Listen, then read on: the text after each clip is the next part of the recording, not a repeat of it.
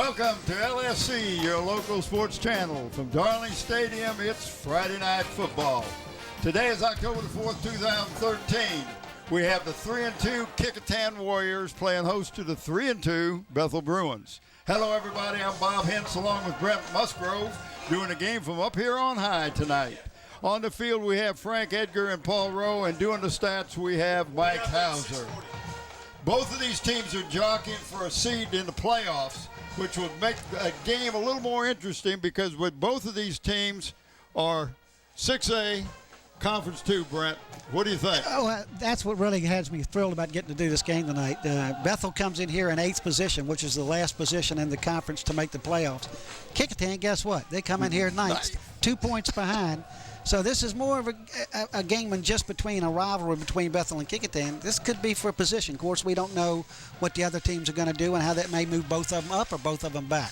So, but when we'll get into conference talk later. Right. Well, you know, if you look at the schedules, Bethel is 3-1 in the conference. Oh, in the district. Used to be that. Does that make any difference now? I don't know. Well, it comes down to power ratings and what positions those teams that what used to be the Peninsula District have now, which is 6A, 5A, and 4A. You got to be a mathematician. That's why I've got white hair, just to be Einstein. But I can't figure it out. And we've been talking to Dave Johnson and people across the water, and we're getting closer. But I think that's down the road. You and I, along with Andy and some others, have discussed something we might do with that. Well, and this is what we're going to try to do. We're going to try to figure it out, how this system was put in play by the VHSL with Wube Gabre. Wube, my main man, he's going to direct a show that I'm going to host. I'm going to have some co-hosts. I'm going to have you. I'm going to have Dave Johnson from Daily Press. I'm going to have Andy Hilton from Recruit 757 to maybe we can explain a little bit about what's going on. Well, as we get closer into the playoffs, that show will become more relevant, and we're going to do a little get-together to explain what that's all about. But tonight's game, Bethel Kecoughtan, it's as good as it's going to get as far as the meaning for both teams. And we've got some great players that are young and some players that are being looked at by Division I schools. So with that, we'll take it down to the field where Frank Edgar has Bethel head coach Bubba Hooker. Let's go down to you, Frank. Thanks, guys. I've got Coach Bubba Hooker from Bethel with me tonight. Coach, you're coming off a tough loss to the Heritage Hurricanes, but you're in pretty good shape district-wise. Yeah, we feel like as long as our kids give effort, compete to the best of their ability, that's all we can ask. I mean, Heritage has a good football team. They were certainly better than we were last Thursday night. Well, they gave you all that you could take on the ground, but you got two of your big players back this week, Javon Smith and Ricky Walker. Talk to us about those two young men. Well, they're both good players. Of course, everybody knows about Ricky, but Javon is a good player as well, and they definitely, their presence is felt in the offensive and defensive lines. They help us control the line of scrimmage, which that's where the game's won or lost. Well, we've seen Ricky before, I know. We've seen Javon before. But tell us a little bit about your quarterback this year, Anthony Slade. Anthony's done a good job for us. He was hurt one game, but he's a senior, and he's shown good leadership. And, he's a little bit short, but we try to do what he can do type of thing. But Anthony's a good football player, a good high school football player. And then you said you've got some good leadership in the backfield in the form of your fullback, Evan Scott. Talk to us a little bit about Evan. Evan has done a great job being a leader. I mean, he's assumed he plays linebacker, defensive end, as well as fullback. He might even play some running back, some tailback tonight, but he's done an excellent job as far as being a team leader, and his motor's always running. So he's a very good young man as well. Well, whenever I talk to the principal over there, Ralph Saunders, I hear Bethel's the home of academic excellence. What do you as a football coach do to contribute to that? Yeah, he says that every morning. The kids like it. They get to where they mimic it. So we have study hall every day. Hampton has 1 day a week mandatory for the cities, but we try to do it every week. The only way they can get out of study hall is have a 3.0. And then we'll let them out of study hall if they have that kind of grades. After they do, Monday is our mandatory day. No matter, even Grant Gibson Gibson, one of our 4.0 plus students, the highest in the junior class, or senior class now. He has to come to study hall on Mondays, and it's study hall / tutoring. We'd rather have them go to tutoring than sit there in the study hall. So that makes us happy when they come in, they check in and say, hey, I'm going to this or that tutor, because then, you know, we feel like it's more meaningful than just sitting there with a book open and not doing anything. But the kids have a long day. Our school gets, our classes get out at 3:09, and we start study hall at 3:20. We go to 4 o'clock with the varsity, 4:15 with the JV. We try to stagger them so we're not in the locker room at the same time. Monday and Tuesday, the varsity, they go 4:15, they go to lift weights, and the JV, when they get out of study hall, they go practice at 4:30, and then they have weights on Wednesday and Thursday, and then the varsity, when they get out of study hall, they go to practice. And the kids, they don't get out of there until about 7:30 at night, and of course it's going to change with the weather, but they have a long day, so study hall is important to them. Well, now, what's important is the long-term goals you've instilled out there at Bethel. I know you have a sign on the wall out there that talks about their future. Explain a little bit to the folks at Hampton what you're doing looking forward for these young men. Our whole thing, in fact, we talked about it tonight at the pregame meal. Our whole thing is about taking advantage of opportunities. You know, you have an opportunity to study in the classroom, you have an opportunity to perform on the field, you have an opportunity to be good in the community, you know, make good choices. And so many kids nowadays, they don't make good choices. And we want all our kids to be able to go to college if that's what they want to do. That doesn't mean college is necessary for everybody. And we tell the kids, if you want to play football, there's some school ocean to ocean that you can play. Now, you may not play on Saturdays on TV. You know, not everybody can go to, Tech or UVA or William Murray, Richmond, James Madison, Old Dominion, any of the rest of them, Hampton University, Norfolk State. I don't want to leave anybody out, but not everybody can play at that level. But that you can go to Division III and play. There's an opportunity for you to play in college if that's what you want to do. Well, there's a lot of time for these young men to think about, but it sounds like their time during the week is well taken care of by you. Congratulations to what you're doing over at Bethel High School in your 3rd year. Good luck tonight. Thank you. Appreciate it. Back to you guys. Thanks, Frank. For you people who don't realize, Frank is usually up here in the booth. He's our resident attorney and guru, information gatherer. And on the field tonight, Frank's going to be doing some legal analyst and doing some things down there for us along with Paul.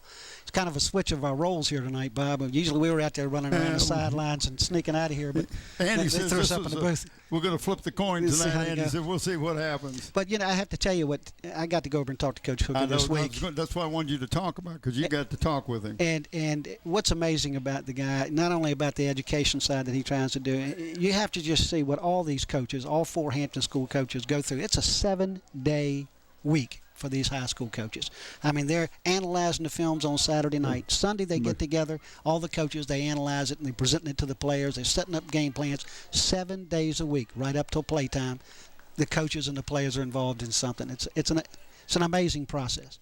But, I've watched Bubba Hooker since he's been over there, and I'm just impressed with him, because I had him did a interview with him. He went from college as a quarterback at William & Mary, where his father was the athletic director, with Lou Holtz as his head coach, and then Lou went down to North Carolina State. He went with him. So he had all this time at the college level, and then came back to the high school to see his kids play, and started coaching in the high school. And I tell you, Bethel High School has got a good one in him. But, I don't want to forget Alonzo Kohley either, because Alonzo's doing a great job coming from a good program over at Phoebus. He came into Kecoughtan, and he's turning that program around. And, you just got to look at these two guys and say, man, they're doing a great job. It's a great thing to be happening in the Peninsula District, what's happening in these coaches' locker rooms and where they're getting these kids focused. Because with all these changes to VHSL. But right now, let's take it down to the field where Paul has Coach Alonzo Kohley from Kecoughtan. Thank you, guys. I'm here with Kecoughtan's coach, Alonzo Kohley. Now, Coach, about 2 weeks ago, you played a Hampton team very tough. How has your team responded since that tough loss to Hampton? Well, they worked really hard at practice and tried to get better. We kind of felt like we were the better team and let one slip away, so they responded very well last week. Hampton has always been tough for you, so your practices were maybe a little bit harder this time? A little bit, but it's just more of the focus, try to get the guys to grow up a little bit and get more acclimated to big-time football games, And big-time football game is what we're playing here in the 757. There's no question about that. Now, Coach, I want to ask you about a few of your players. You've got some really good young players, and you've got a real good one at quarterback for you, Desmond Savage. Tell me about this young kid. He's just, I understand, a sophomore? He started 6 games for us last year. Has really done a real good job of work on getting stronger and getting his, getting that ball out of his hand faster. We're really pleased with him, man. He's been real good on the tape and studying, so he's doing a good job. Good job, just for a sophomore. Now, do you see him continuing in the quarterback position for you guys down the road? Absolutely. He's a quarterback, and I think down the road he'll be a big-time recruit as well. I'm glad to hear that because he sure looked good to us up in the booth. There's no question about that. All right, you've got some other young kids, too, and I'm curious about this one man. He's got a defensive player linebacker, and he also has run a few times and scored some touchdowns. Thomas Kohley. This young man plays both sides of the ball. Tell me about him. Wow, he's a real strong kid. Put in a lot of work and got strong a lot faster. He said he wanted to run the ball more and be more of a threat on offense, and really has done that. He started as a freshman, and since then, so he's got a lot of experience as well. He does, and he seems to be very good on both sides of the ball. Are you going to be using him more and more in the offensive capacity, do you think, and how would you use him? Going to try to rotate him with our other tailback, Jason Fugate, so that both those guys stay fresh. But he's going to get a little more carries as the season goes along. Staying fresh is going to be the important part because he's one of your main cogs at linebacker. Does he kind of control the linebacker position? Absolutely. He's definitely the leader of our defense. Like I said, he started since he's a freshman on defense, so he kind of knows everything, makes all the calls. He's the best player we have, yes. The best player you have. Would you go so far as to say at this point he may be your MVP? Oh, absolutely. Absolutely. No what a great kid. I've got another one. He also is sort of a young guy, and it's, let me get this right, it's Chris Pauling. Chris Pauling. Now, we don't get a lot of talk on guards or offensive players. Right. We try to build them up in the booth because you know as well as I do, your team's going to go as far as your line can go. Tell us about this young man, Chris Pauling. Well, he's a sophomore. He's a junior right now. He's a 2-year starter, great puller. Real, kind of a little fire plug type kid, little soft, real strong, and he runs real well. So we're real excited about him as well. When you say runs, you don't have any plans for him on offense now, do you? Oh, no. All right, last question here, Coach. You're playing another tough team tonight, Bethel. You've seen them play all year long. They've got one of the best defenses you're going to see so far this year. How do you think this game is going to go tonight? Mm-hmm. Well, anytime you're playing in the PD, especially playing another Hampton team, you know it's going to be a big ball game. It's going to be a tough game. It'll be a very physical game. They have a lot of speed, especially on the outside. So we expect, some long plays, some big plays. We got to, hold the fort down. If they get a real long one, we got to retaliate and come on back with it. They've got a tough player over there by the name of Ricky Walker.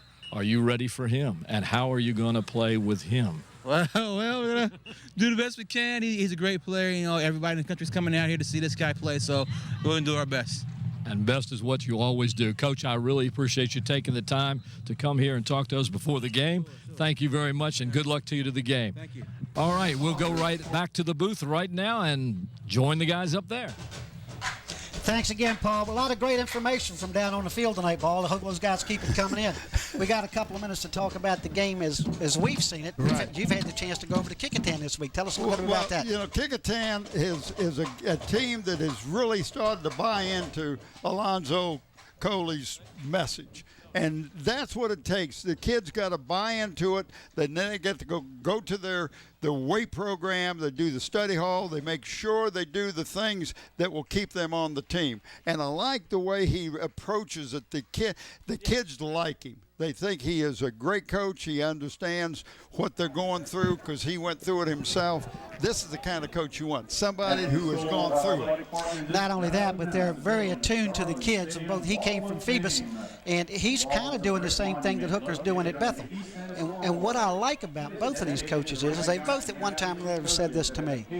It's how the kid practices and how he participates. If he's got his heart into the game, then he's going to earn a spot out in that starting rotation. And you can see it when you look down the rosters, you and I do, a lot of sophomores and a lot of juniors. And why are they there? Because they've got their heart in the game and they're giving 110%.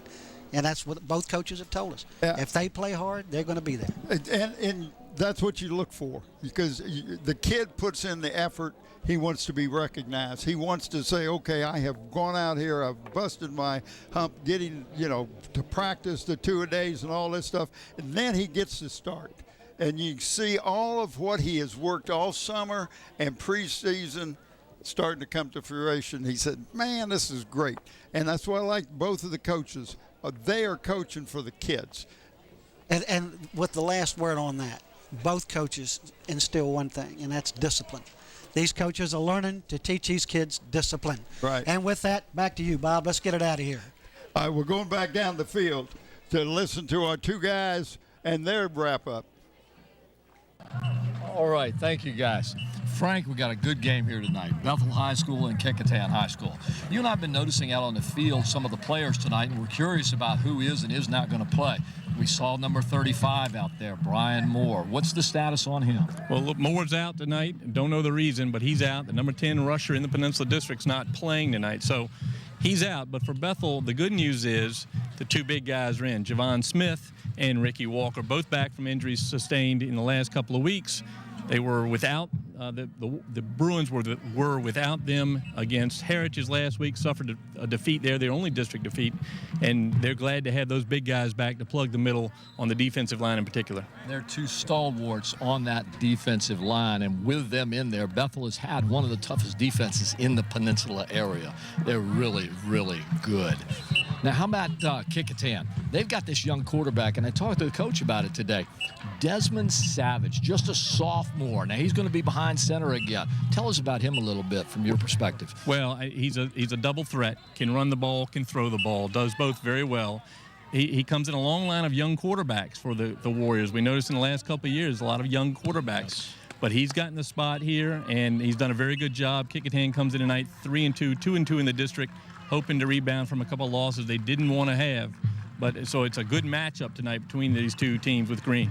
It really is. And there's a young kid out there for Kecoughtan, Thomas Kohley. Now, I like this kid. He's a great linebacker, does a good job. But every now and then, he's going to sneak in on offense and run the ball a little bit. In fact, I believe he scored 2 touchdowns this year in the last couple of games. So he could be a double threat. And I asked Coach about him, and he really likes this young kid and thinks he can do some damage on both sides of the ball. Well, he reminds me a little bit of a former Warrior, Richie Staten, who's now at Old Dominion University. Richie, like a center block with legs, hard to bring down, and that's what Kofi brings to the Warrior lineup tonight. He'll appear at running back and carry the ball 2 or 3 times, and they'll switch him out. And then, of course, he's a stalwart on defense. So look forward to seeing him tonight. Let's hope so. I hope to see a lot of the kids on both sides tonight that we've been talking about, because this should be a great game. I think Kecoughtan's got a little bit of an edge on offense, just a little now, not a lot, but I think Bethel has a big edge on defense if they have the 2 young kids we talked about in the lineup today. And this game could go right down to the wire. I agree. I think Bethel does have a kicker, Jordan Shover, who's terrific from long distances, and he's had a couple field goals already this year. He could be invaluable tonight in this ballgame. All right, we talked about this earlier, and we said, should we pick a winner or not? We both said, no, we're not going to. But let's go out on a limb. What do you think? I think it's going to be a good ball game, one of the best we've seen this year in the Peninsula District, and I think Bethel behind Ricky Walker is going to edge the Warriors tonight. I'm going to have to agree with you, and I'm looking at about a 3-point game, so it's funny that you were talking about the kicker. He may be the one that leads the difference here tonight. It'll be a good one either way. It will. Well, there you have it, guys. We got a great game coming up tonight, Bethel High School against Kecoughtan. It's going to be a barn burner. Look for a lot of offense and a lot of defense. Who knows which way it's going to go. We'll take it right back to the booth at this time. Thank you very much. All right, thanks, guys. Appreciate that. They were talking about Ricky Walker. You and I got a chance to watch that game again with against Woodside. Huntsville. Heritage. You're right. And Ricky Walker played maybe part of the first quarter. He went out right at the end of the first quarter. And I was really surprised to see him come back and do as well as he had. And then, of course, this young man, Smith, with the concussion, to see them come back. But I tell you, these coaches are very concerned about this concussion thing. It's been getting a lot of airtime on all the sports college, show, everywhere, yeah. but it's very important. Used to be, you get your bell rung, you come out, got a drink of water, you went right back in. If the water dribbled out of your mouth, it may hold you out of play. But other than that, the guys down the field will talk about a couple of players. Number one, Desmond Savage. Let's give you a little bit more on him. He's the leading percentage-wise quarterback in the district. He's completing over 68% of his passes for over 700 yards. And Kecoughtan has the number 5 receiver in the district, young man. Let me get his name here. Anthony Slade. No, I'll get it in just a minute. But anyway, Bethel doesn't have anybody in the starting stats, quarterback, receiving, or rushing, in the top 5. I'm not saying that as a negative. What I'm saying is they've been searching all year to get their offense established. Their defense, Coach Hooker's always been a defensive-minded player. You win games with defense. That comes right out of every old Hampton high school book you ever was. But he's still searching for his offense. If he can establish a running game, it's going to open his game up. But he's been searching for that all year. He had one quarterback come in, number 14, against Woodside, last quarter. Oh, they scored like 18 points in the last 7 minutes. They scored 10 points on offense and then a turnover game. They were down 10-0 and ended up winning the game 20-10. Right. But with that information, let's go back down to the field and see what Frank and Paul got to say about the same people we're talking about. Hello, guys, and we're not quite sure what you were talking about up there, but what we're talking about here is football. Well, it is. We would talk a little bit more about these teams. We've seen them both come out now. We've noticed Ricky Walker does have the knee brace on tonight. Looks a little slower than usual in warm-ups. Now, when he gets on the field, he's a different story. So we'll see how he plays tonight. That may be a story early for the Bruins. I think it's going to be a big one, too. And talking about how he comes out right now, you don't want to do anything at this point to mess up your legs. So he's going to take it easy during warm-ups. But you're right. Once it's game time, it's showtime. And then we saw Jordan Shover taking a few long field goals for the Bruins. So we expect to see him tonight, especially if they get down in that range. A lot of teams in high school won't kick a field goal. Bethel certainly will. Bethel will, and like I said with Shover, we saw him out here putting it, 40-some, 45. What was 45 was the last one you saw, 45 yards. So he gets in range, he's going to strike. I mean, there's no way they can take him out if it's 4th and long or 4th and short when he can get the 3 points for him. It may come down to that 3 points in the game. You never know. Then we got the Kecoughtan crowd filling in now nicely. And, of course, I think the pressure is really on the Warriors tonight to win this ball game. I'm sure they feel it. They're 2-2 in district. They're playing a fellow Division VI foe. They need this win tonight. They do, and they had such high hopes for this year at the beginning, and they want to make sure that they end up with not just a winning season, but a good winning season, and that's what they're out here today for. And we looked at the teams a few minutes ago, and they both looked very relaxed, like they're ready for this game tonight. So I think we're going to see a good ball game tonight, Frank. And finally, we understand that Bob and Brent are probably eating the food that we normally get every night when we come out here. Paul, and I know now why they wanted to change with us so they could get the chance to have those steak sandwiches that are hand-delivered here at Darling Stadium. Yeah, and I want to know how they got that hand delivery up there in the booth. We can't get that. We have to send somebody down we know, but they get to call downstairs, I think, and maybe they've got a dumbwaiter or something that brings that food up there. I don't know what it is, guys, but, hey, we want some of that food down here, too. All right, ladies and gentlemen, please let's take it back direct to your the guys attention up to in the booth. midfield. We are proud to be part of the 2013 U.S. Well, thank you for the interviews, guys. But out on the field, we've got the U.S. Army represented, and they're here to first watch the coin toss, and sometime during the night, whether it's right now or not, we're not sure. They're going to make a presentation to the athletic directors from both Kecoughtan and Bethel. So we'll turn that over to the field now. Part of the tour throughout high school venues throughout the country this season, the U.S. Army has brought with them a commemorative coin for the toss, as well as a coin for each team to keep as a memento of tonight's game. Okay, guys, do the captain to your team tonight. We all want to have fun out here. We all want to have a great football game, okay? Best way to do that, respect the game of football, respect your opponents, respect your teammates, and most importantly, respect yourselves, okay? My name's Mr. Albert, Mr. Dotson, Mr. Pauling, Mr. Y'all Lewis, hearing anything? Mr. Hall, Mr. Foreman, and Mr. Hextall are the officials in tonight's game. Okay? We did a pregame toss. We're going to re-simulate it at this point. You're the visiting team. You get a call. Your call was tails, correct? Tails called. Tails called. And it is tails. Okay? You've won the toss. You would like to defer? Okay. Bethel has won the toss and elected to defer their choice to the second half. Step back there with Mr. Dotson. You guys step back here. Single foul this way, gentlemen.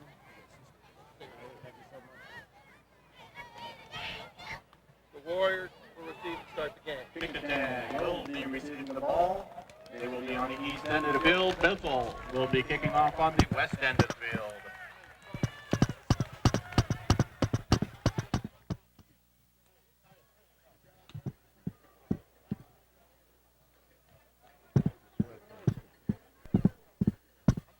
Fans, be sure to visit U.S. Army Station, located here in the stadium at the 50-yard line.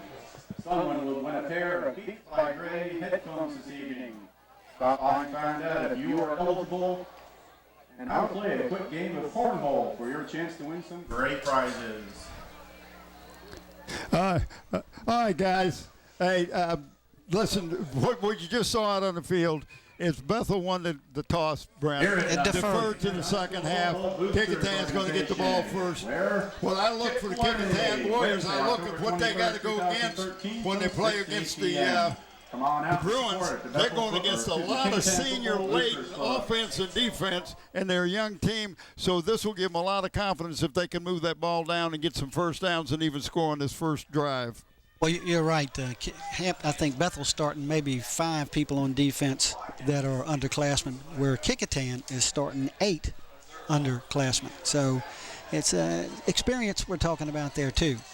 But when you look at both of these teams, as you break it down, Attention fans, someone has left their lights this is for tonight's like almost like a playoff game for these guys. They know this is a position game, and that's what they're playing for. And while we got the opportunity, I'd just like to say that we give away Player of the Game T-shirts, and they're sponsored by Dave Chubb and Terry McNamara at Tidewater Team Sports. And for any of your athletic needs, give them a call at Tidewater Team Sports at 594-0411. They've been helping this channel when it was 3 different numbers since Bob was a young boy. I tell you, he's been doing it since the early 90s, so we really appreciate it. All right, we're ready for the kickoff, and Kecoughtan's back to receive. If we're a little slow identifying your numbers for tonight for Kecoughtan, it's because they have one of those disguise me jerseys on tonight. All right, kicking off will be 99 Jordan Shover, the one that Frank was talking about. He's got a good foot. We watching him punt. He can really punt the ball good. On his kickoffs, you got to watch. Sometimes they're just trying to pooch kick it back into an open spot and try to get to it. Hopefully a guy will try to pick it up who's not used to getting the ball. So we'll watch the kickoff. Here we go. That's exactly what happened, Bob. A little pooch to the goes out of bounds and automatically gives Kecoughtan a choice whether they want to re-kick or take it at the 35. Right. Most teams will take it at the 35. But that's what you try to do is you get that right side of that kickoff coverage team to get them you put your speedsters there to get down and get the ball, because if they don't have to touch it once it goes 10 yards, it's a free ball. I'm not going to talk about any other teams, but that was introduced by an older team here years ago. Used to kick to that open spot and have his fastest guys on the sidelines going for the ball to beat the other players to it. Here we go, 1st and 10 for the Kecoughtan Warriors at the 35-yard line. Quarterback will be Desmond Savage, 5'11", junior. Started some games for him last year. Is done a great job. Good handoff that time. Look at the blocking on the outside. Oh, he's broken free. And that could be a big save right there. Number 10 for the Bruins finally brings him down. And number 10 is Darryl Brown. But I tell you, they did a great job of sealing on. Watch the replay. They're just a handoff, but they block down and seal that off. And that's not number 10, that's number 18 that gets the tackle for the Bruins. And that's Amari Tibbs. Great job for him to stop. It was going to be a touchdown, there's no doubt. Back under, coming on the left side, trying to go up the middle. Well, that's a great opening play for Kecoughtan. I know they couldn't expect any more than what they had on that play. We still have that little, almost a dive play off the left tackle after a 50-yard pickup? Yeah.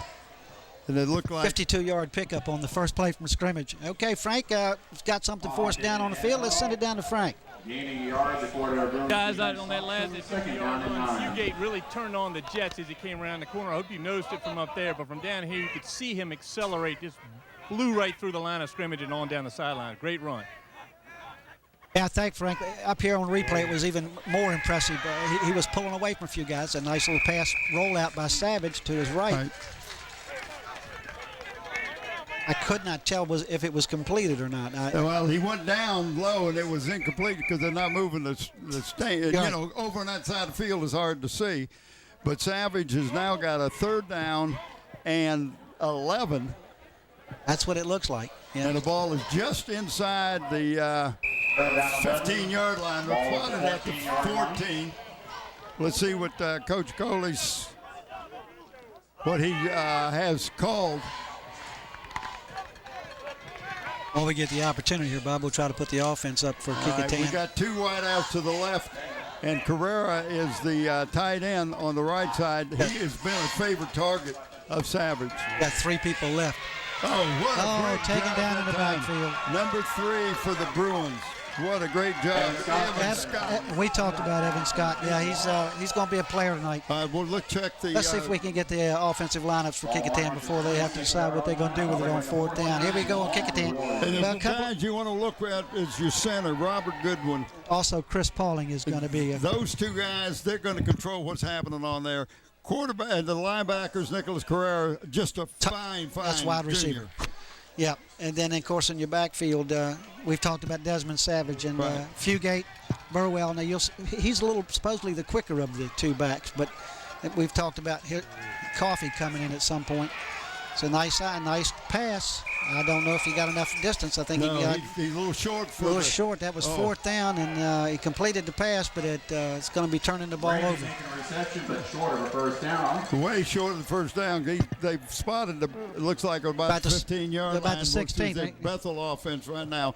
And when you look at the Bethel offense, first thing you got to look at Ricky Walker. If they want to pick up some good yardage, go on right over him or over on Javon Smith. Of course, when you're talking about receivers, all 3 of these guys, but Chisley's somebody you need to watch also. You Killebrew, it's always in the game. And quarterback Anthony Slade. And you're going to see a lot of Evan Scott tonight, offense and defense. He's the one that made the sack on Kecoughtan a minute ago. Nice pass, roll out again. Right to him. You just were talking about that young man, number 3, Evan Scott. He's going to be a player. Well, I'm surprised to see that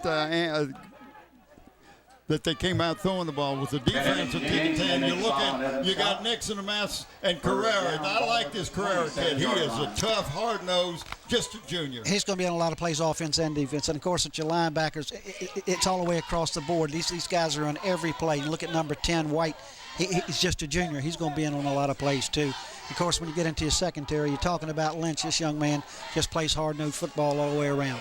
Number 2 for the Bruins got the ball, ran into a ball player, but picked up enough yardage for the 1st down. That's Jones. Kareem Jones, yeah. He's a senior. And you look on Bethel, they've got 9 seniors on their offensive line. Offensive unit. Yes. One sophomore, one junior. And only 2 underclassmen. And when you go to Kecoughtan, like I was saying earlier, they've got like 6 underclassmen, some of them sophomores playing on defense. Well, we got a flag, but it's beyond the line of scrimmage, so it was after the play got the 1st down, so that will be marked off from that point.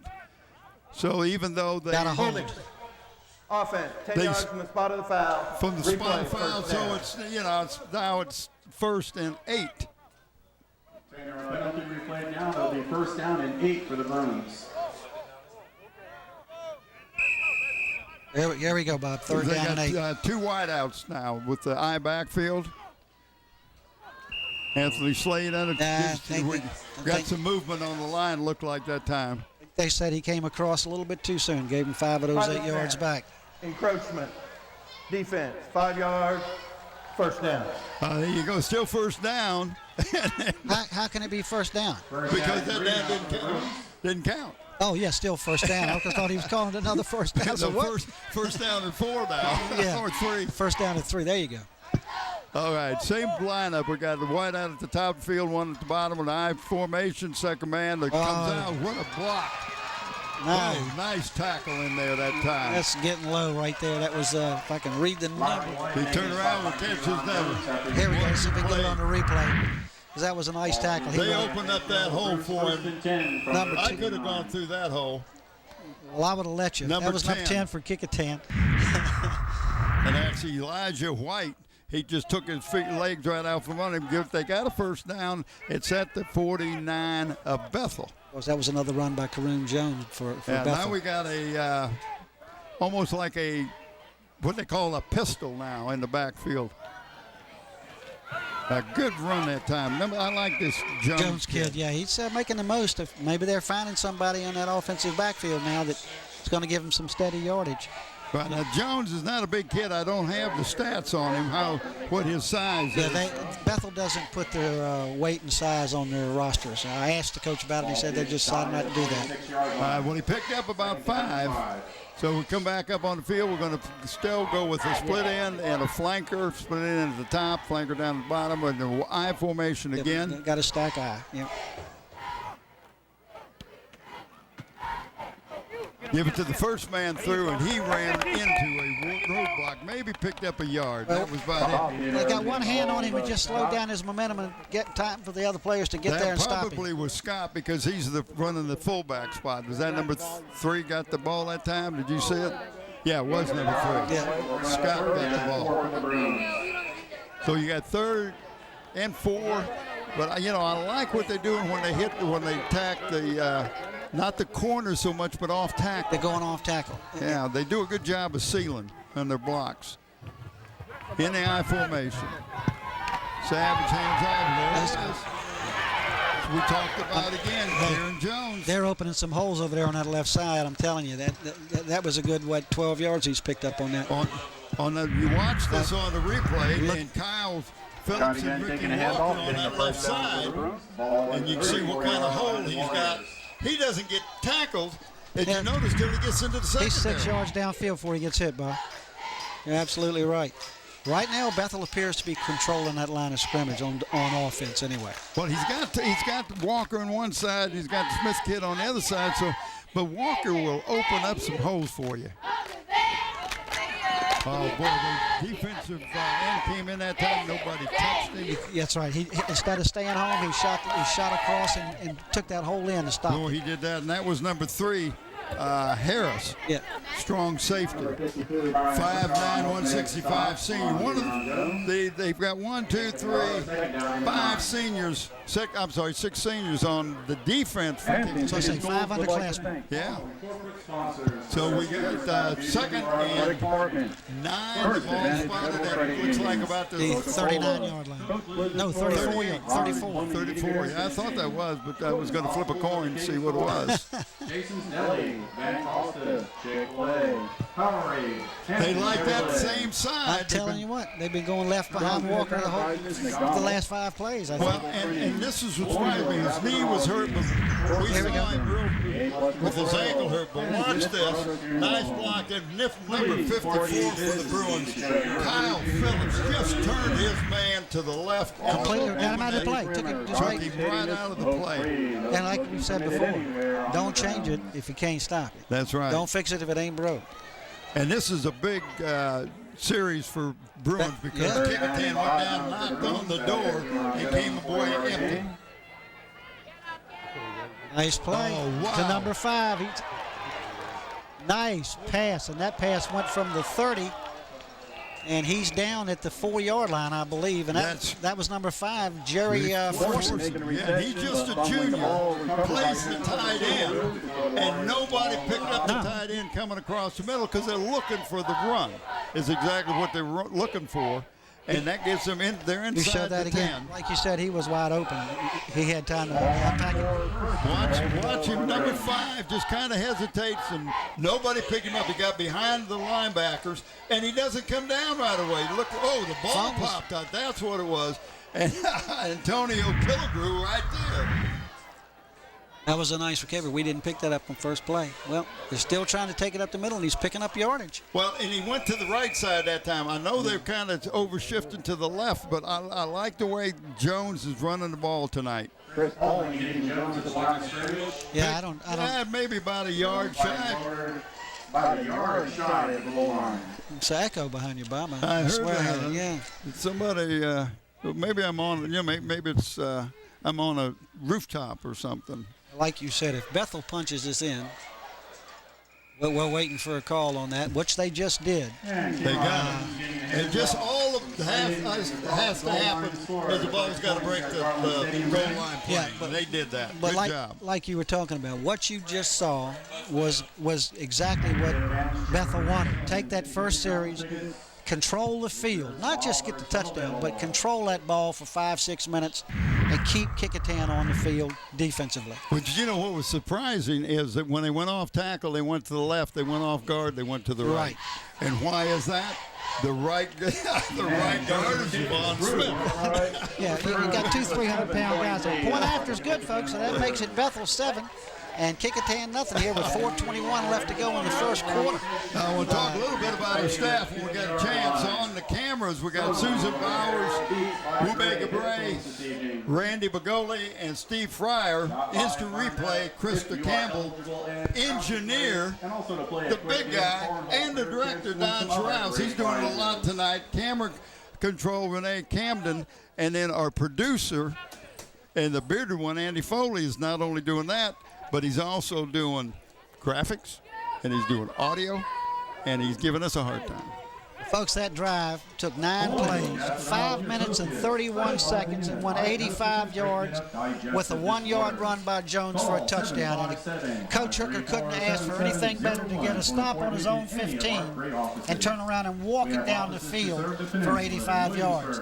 I know Kecoughtan is hoping that hasn't set the pace for tonight, because that was quite an impressive drive. What was nice about it is the way the defense for Bethel's got tough down inside the zone down there. They call it red zone. They got tough, wouldn't let Kecoughtan get any more, and I'm looking for another pooch kick.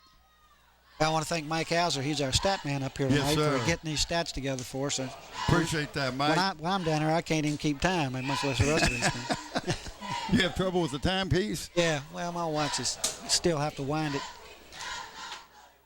And it's a nice pick taken at the 18-yard line.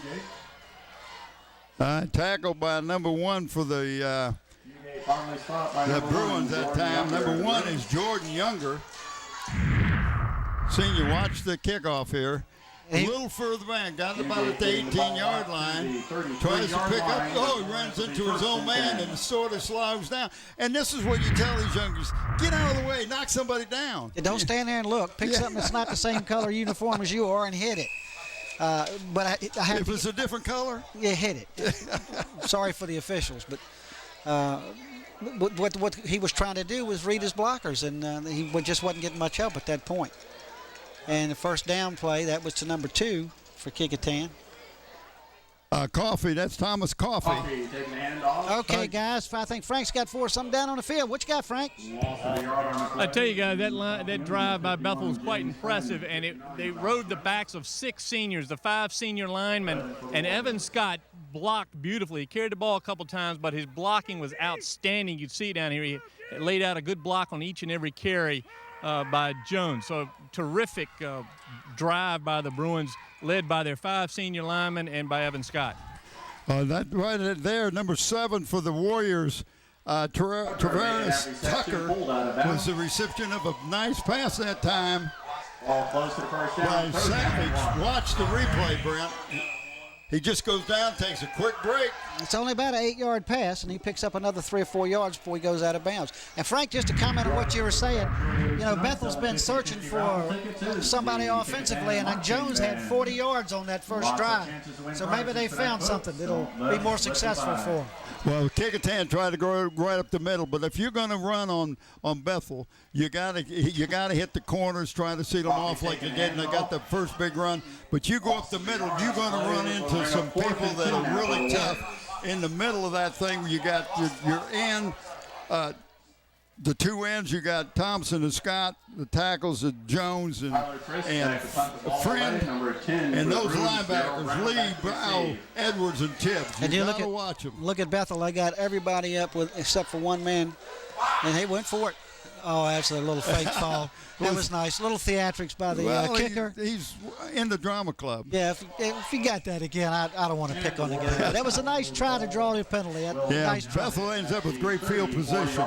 They got it at the 34-yard line, and they'll take over again. And right now, Bethel is coming out with a little more positive step to well, it. they got almost a 20 yards better advantage this time on this drive than they had the last time. So let's see if they keep. Hey, if it's not broke, don't work. Let's see if they keep going back to Jones. I would go to Jones, but I'd go over the left side if I want to. If I want to pick up long, if I want to go short and want to pick up a close first down, go over Mr.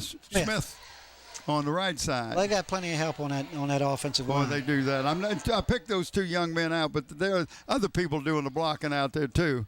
There goes Jones again. He's picked up about 7 yards. I'll give him 7 on that. That was great. But again, left side. Watch the replay on that and watch the blocking. Not only that, but watch the way he hits a hole. I mean, he hits a hole, he's going.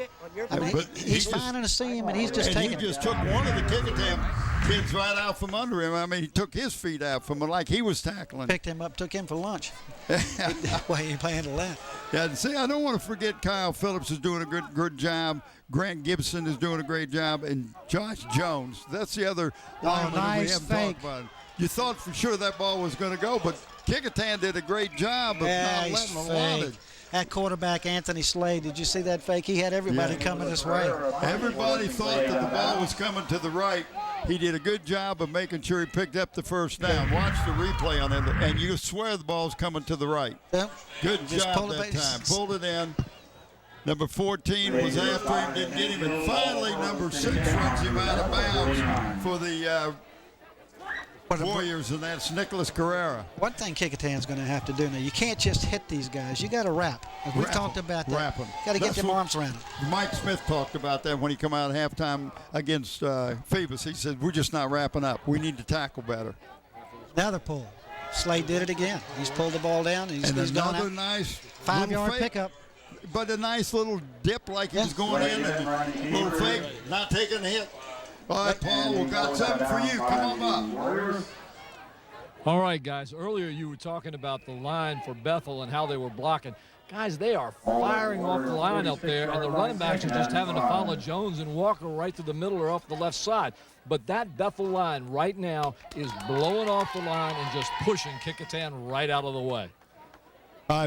When I talk, you and I talk, what I tell you who's going to win the game? Control that line of scrimmage, right? Every time we have that conversation, if you got the trenches, you got 90% chance of walking away. He's got a different lineup there. He's going to pass. He's going deep. He's got a man open, and it's a touchdown. Number 4, Chris Burrow.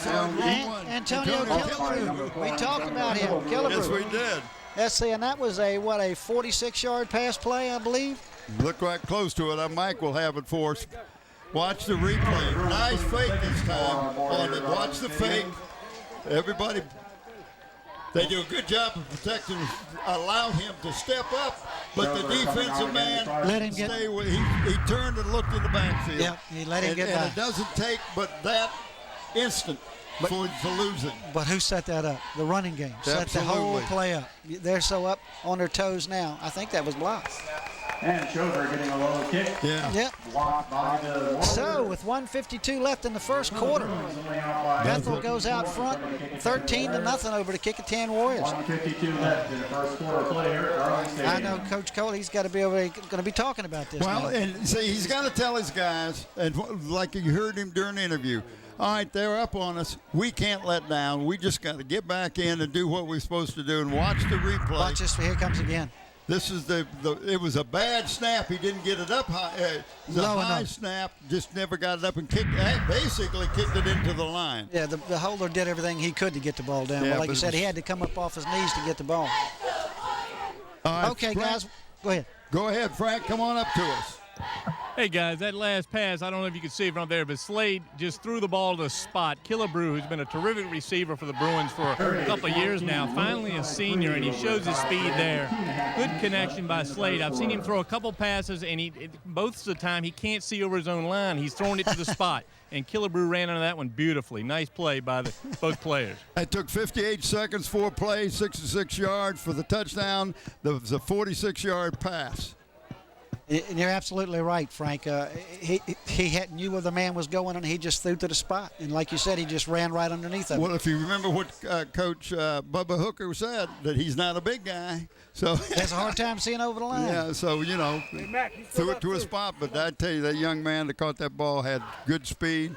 Killebrew handled it well. Yes, he did. Took it right over the shoulder and stride. Here we go, taking the ball at the 25. Oh, he's broken a little bit. All right. We took it up to almost the 40-yard line. They're going to spot it about the 37, 38, 39-yard line, somewhere in there. Yeah, somewhere in there. But, I mean, it was almost a 15-yard return on the kickoff. Yeah, and this can happen to you. You're that short one like that, if you break it right here, he could be gone. Yeah, you get by that first line with a few blocks. First little wave, and you can really go. Kecoughtan needs to get something going. They started that very first play. They picked up a lot of yardage on the first play. Since then, they've been negative. And no first downs. Yeah, they've got to get back into an offensive rhythm here. And you can see Bethel is getting ready to shoot everything, and they're not taking any. That nice pass, but he had his man was breaking free, but he had to get rid of it early. Yeah, Savage had no choice. Yeah. But what he has to learn to do is put a little air under the ball, let the receiver run underneath him. And I understand he was under a lot of pressure, and he just threw it. If you see this again, he got hit by 2 Bethel players as he released the ball. Well, they had like eight players on line of scrimmage. You got 7 blockers. Yeah. You can't block 8 with 7. Unless you got somebody like Walt Brantley. He'd take the first 3. Ooh. Walt would take 2 of them. Here we go, 2nd down and 10. There we go. Oh, nice. Going wide right. Time. He's going to pick up some yardage out there. He's got to get a first down. Yes. Sir, if you can pick up the number. That's Fugate. Yeah, that's who that was. Number 5. And that's Jason Fugate. 5'10". 175, just a sophomore. Watch him right here. Puts his head down and run over number 15 for the Bruins. He put up almost 100 yards against Hampton, if I'm not mistaken. Yeah, that's T.C. Chesley, the young man that ended up getting credit for the tackle. Kecoughtan with 3 wide outs, going to the short side of the field, a little high. Well, Savage, he's got plenty of heat on the ball. He wanted to get it to him quick, which was the right idea, and give the receiver a chance to do something with the ball. Just a little high. Well, when you throw it hard sometimes, will fly out of your hand. It'll sail on you. Sail on you? Sail on you. Is that a sailboat? It'll just float. Float? Yeah. Oh, my. But, I mean, if you saw that pass, what a nice arm. Fugate's got 2 runs for 63 yards.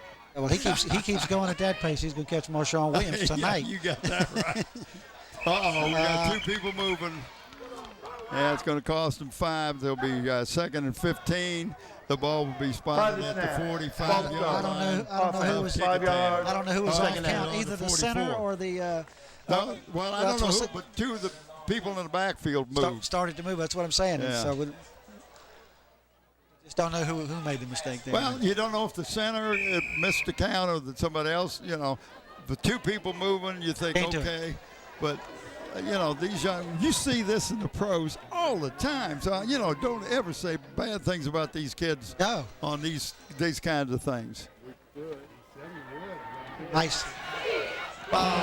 Looking downfield before he caught the ball. Yep, he wanted to start running. That was Chris 4. Burwell. You'll see this. Watch his head. Watch his head when the ball gets to him. Nice fake right there. Got Ricky Walker chasing. Yes, his head turned to the. He was looking downfield. Who am I going to have to avoid? Oh, man, you practiced that all week. You set that play up. Yeah, and that was great because he faked it to the right, rolled off, and he didn't have much time because Ricky Walker was breathing. That's like a dragon breathing down your neck, baby. That guy coming. We got 3 wideouts on the downside of the field here. Ooh, boom. Well, wow. They had a meeting at the quarterback. Yeah. They called for an office meeting at the quarterback. And, Well, number 3, Evan Scott, was one of the first guys in there. But, you know, there's more than one guy right here. Scott basically runs over, and there he goes. Him and 59 for the Bruins. I like 59. That's Josh Jones. so that was a quick 4 downs, Bob. Yeah. But stopping the clock on the passes, that was quick.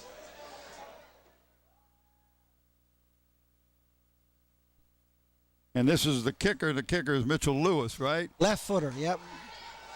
See if Got they get plenty of air underneath it, but which usually will tell you there is not going to be a run back. I have to tell you, it hung up there so slow. I thought it was in slow motion. I mean, well, just like, is that going to come down? As our friend Kecoughtan says, I guarantee it's going to come down. Well, yeah, it probably will. But it looks like your 9-iron or your pitching wedge. You just had a nice float to it. Of course, you know, Andy doesn't know anything about those things. No. Being left-handed, he plays on the wrong side. No, it's the right side, but it's it's not the correct side. There you go. And has had a rough time on offense other than that first series. Yeah. And that was really basically one play. Yeah, well, yeah, I know. Look at that first man through. Man, he just keeps right on going. He doesn't want to go down. And that's the fullback that time. And fullback doesn't get the ball very often, but when he gets it, he wants to make something happen. That was number 9 for the Warriors. No, for running Bethel. that ball. I'm sorry, that's Quentin Lee, just 11th grader. They brought him in at fullback. 48-yard line, first down. Is that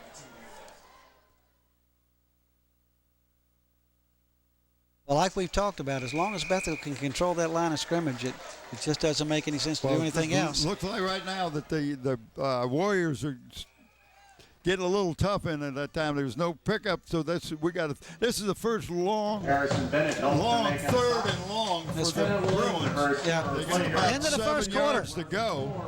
Well, that's the end of the first quarter, and Bethel comes out with a 13-zip lead. All right, Frank, let's go. We'll see you over on the side. Who do you have, Frank? On the 40. All right, guys, I'm down here with Athletic Director for Bethel High School, Ray Smith. Ray, you've got a motto over there, Home of Academic Excellence. Tell us a little bit about your thoughts on the study hall program that Bubba Hooker's put in. Well, you know that part of the HCS GPA policy is that they have to take a 30-minute study hall once a week, and Bubba takes it a little bit further. They meet every day. And, you know, he and I are the same age, and we understand how important it is to have good grades to get into school. And so he's really pushing that, and we got progress reports today, so Coach Hooker and I will be checking GPAs first of next week. Very good. Probably harder to check those than it is this win-loss record, but it's a pretty good one so far this year. Yep, we've had a couple hiccups, but we're working hard. Looking good. Thanks so much, Ray. You're certainly welcome. Back to you guys. All right, now Ray Smith says he's the same age as Hooker. How come Ray looks so much older? Well, you can't do anything about it. I won't say that. But anyway, it's my famous phrase. Ray's a good friend of mine. I wouldn't say that if I wasn't a good friend. But now Bethel's got the first time they've had a 3rd and long. So let's see what they come out with. They got a white out at the top of the screen and a split end. At the top of the wide out down here, the time of possession. Looks like he picked up about 5 of the. Jones again. Here on Jones taking handoff. You know, Frank was talking about Ray over there. Ray's been a real good friend to LSC for years. I mean, all you got to do is get him on the phone. He gives you your phone number. And we doing basketball or whatever it is we're doing, and Ray says, I'll get that for you and have it to you. I mean, if we want to so talk much, to Ray. any coach over there. Yeah, he makes it happen. Thanks again, Ray, for all the help you've been to us for all these years. There he is, Jones again. Well, I picked tell up you, the first down. They're not wrapping them up, and I No. know that's what the coach is going to say. You know, the hand guys they're hand tackling. You can't do that. Yeah, And you watch the arms on this as he goes through. But the one arm tackle, two, three. Now he's getting finally gets him, but after he hits, still picked up 3 more yards. So he got a first down on the 37-yard line. Just to show you how quick Bethel was able to score, in the first quarter, the time of possession was Bethel 6:50, scored 13 points. Kecoughtan 5:10, came away with a zip. So I mean, it's just we got holding this time. We got a flag from the from the backfield umpire. judge. Yeah, the back guy. He's the main guy with the white hat, and he's going to call holding against Bethel. Let's see where he threw the flag. That's going to be automatically 2 yards back, so it's going to be about 22 yards for the first down. Here comes the replay. Maybe we can pick up that hole in the backfield. Bob saw it quicker than the official did, so that's a different look. It's hard to catch who was doing the holding this time. Holding. Offense. 10 yards from the spot of the foul. Replay. First down. It's going to be about 1st and 23, I think. Yeah, but you know the way the Bruins have been running the ball, they go over to the right side. You look for them to pick up some good yardage. I'm so impressed with Karen Jones. He's not a big kid, but he's a strong kid. He got strong legs, hard to bring down. Well, right now the quarterback's 100% passing, isn't he? Has not missed a pass. That's what I'm saying. It's 1 for 1, I believe. 1 for 2. I'm sorry. 1 for 2. 50%. Still not bad. Yeah. A little late on the handoff. Well, that was a delayed draw play that got him absolutely nothing. Having nowhere to go as the Warriors are ready for him. And I can't get that number. Number 3. No, I'm talking about the guy that made the tackle. Oh, that was Evan Scott running the ball. Yeah, I saw Scott running. Let's see what we got here. It's number 65 and 68. 68. 68 got that time for the Kecoughtan defense. And he's new on the field. Well, maybe it was 60. I don't know. But anyway. We'll get it before the game's over. No, 2nd and 23. Let's see if Bethel can make this happen. Nice. Look at that. Wide open and put the pass right on the money. He's still fighting for it. He's going to get it. No. No, he still had 10 to go. But he picked up about 12 yards on the pass. Yeah, got to the original line of scrimmage. But that was just a hook pattern. Goes down and hooks back and comes back to the players. The wide receiver on the top side. That's why he was so open. But again, hand tackling. I got to give Slade credit. He put that ball right on the money. I'm not talking about not high, not low. I mean, he put it right in his hands in front of his face. You throw that pass all night, it's going to be tough to stop. All right, we got this 3rd and 12. At 2 receivers to the low side here. He's back to throw another pass. It's a comebacker. Now, what that was is a whiteout screen. Yeah. They throw it, he comes back in, and picks up some yardage, but you can't throw it that high. It's a timing thing. And I'm going to tell you right now, the receiver is glad he didn't catch it. Well, the worst thing a receiver will dream about is going high to get the ball and getting hit by 2 people, one high, one low, and do a cartwheel. Who don't like it? That is not that's a nightmare. That's not a dream. Bethel back for their first punt from their own 39-yard line, from Kecoughtan 39-yard line. Here we go. Bethel pass and it's over the head. Oh, wow. And he just fell on it. Smart play. Kecoughtan will get the ball at the 35-yard line. Bethel passing 3 of 4 for 83 yards so far. Now, this is one of the first mistakes. Look at this. By the Bruins. Is this the break Kecoughtan needed? They've been closer than this before. Let's see if they can't capitalize on this play. But I'm glad to see, because a lot of times they pick it up and try to run. They're not a running back. Right. He didn't realize how close they were or not, and he did the smart thing. He got on the ball. Right, because defensively, they could have picked it up. I'm talking about he's smart enough because he's down the ball, even though they got good field position.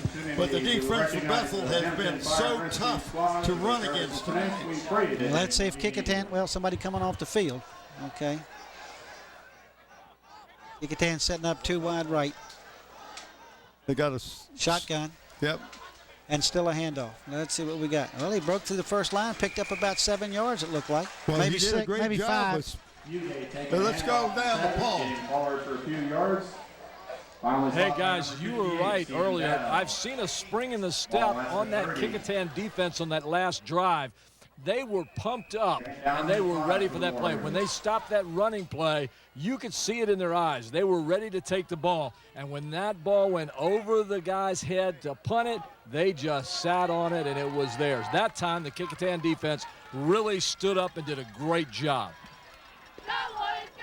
That time looked like the ball carrier got cleared down to the 25-yard line. I didn't pick up the number. I'll get it when he comes out. It depends on where the spot is. Going to get a measurement, Bob, I think, and I think they're going to be a tad short. But I can't see where they got the ball. I just was going to ask you if you want to take Tim Cole's position. He was eagle eye. I think they're 2 inches short. Seldom 2 inches short. 2 inches short. But they just moved the ball again. I don't understand. Oh, well, see, you're supposed to mark it from where the guy marked it down here. And not move it. And not move it. So it's fourth. It's not a first down. Third down, and you're talking inches. But if you're going to measure, you got to measure from where the ball is stopped. You don't move the ball. Yeah, that's why I'm saying they could be measuring because he picked the ball up. All right, guys, we got a chance. Frank's got something for us down there. What you got, Frank? Hey, guys, I got bad news for the Bruins fans. Both of the linemen we talked about early in the game, Ricky Walker and Javon Smith, over here on the bench right now. Walker with an ice bag on that right foot, and Smith down. Looks like he's getting some refreshment. It's warmer down here than you think, and the guys are having a little bit of hydration problems. Well, I agree with you, Frank. It is warm. It's warm up here in the booth, but I know that it's been in the 70s at night and going down as we watch the replay. But tonight it's in the 80s and a little more humidity. Kecoughtan got a break here because if that second Kecoughtan player hadn't got his hands on that ball, might have been intercepted. Exactly what happened. But that's not a bad play. No. But now it's fourth down. And you know, okay, what are we going to do? We're going to take this ball. We're going to go straight ahead. Well, we're going to do a quarterback keeper, quarterback sneak. All he got is inches. He didn't make it. Did not make it. I don't understand the play call 5 yards deep and you got 1 yard to pick up. But Bethel has been making that stand all night so far. Yeah, but that time I thought that the coach would try to pick up the first down on third and short, not fourth and short. He goes back, and the defense just gets right there. I mean, look how many Bethel Bruins got through the line of scrimmage. 51 for the Bruins. James Friend is in the backfield, slowed the runner down. He didn't have to tackle him. All he had to do was slow him down because the rest of the defense was coming in. Well, you see that again. It looked like a jailbreak before the runner got to the line of scrimmage. Yeah. That's why I say a quarterback keeper, you could usually pick up a yard. And you find you tell your guard and the center on the right side, you guys just get that guy to move a little bit. Timeout. Slip underneath Bethel, and get the first down. their first charge timeout of the half. All right, we got a first timeout that we've had to date with 7:46 to go with the Bruins leading 13-0. That made you just as much to give them a rest as anything else. They've controlled the field so far tonight.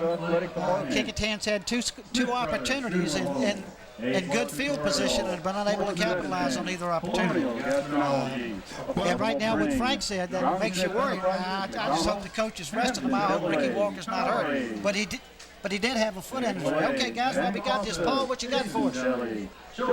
Hey, guys, you were talking about that last play that Kecoughtan had on offense, and you're right. When you've got 1 yard to get and you're this far down in, you need to get that first yard. But the Bethel defense stacked the box, and Friend and Jones both got in the backfield so fast that you would have thought they were part of the Kecoughtan team. And that defense just stuck it to the offense that time, and the offensive line for Kecoughtan couldn't do anything about it. All right, so now we're going with the Bruins. They got 1st and 10. From their own 26-yard line, I believe it is. But I tell you, without having a Walker and Smith in there, they're not getting the blocking. And I'm not saying anything bad about the other kids, but you find these seniors have developed a way to move the You're talking about two players, no matter who they play, they've been dominant. When those players were out against Woodside, it changed the complexion of the game completely. I'm not saying that's going to happen here. No. But we got a 2nd and 8. Well, with 7:12 to go in the second quarter, or the first half, it's 2nd and 8 for the Bethel Bruins. And they're still getting positive yards on every play. So Kecoughtan's got to tighten up. Well, run right into the that. Oh man, he was stood up and thrown back that time. Maybe they're gonna give him a yard. Frank, let's go back to you. Hey guys, you mentioned a change of the tenor of the line play. It's changed tremendously down here. A couple of subs in for the Bruins. Number 69, John Bergstrom in. 51 is James Friend. Both seniors. but certainly not as big as Smith and Walker, both of whom remain on the bench. Smith may be up now, walking around. He's got something in his mouth, like he got hit in the mouth.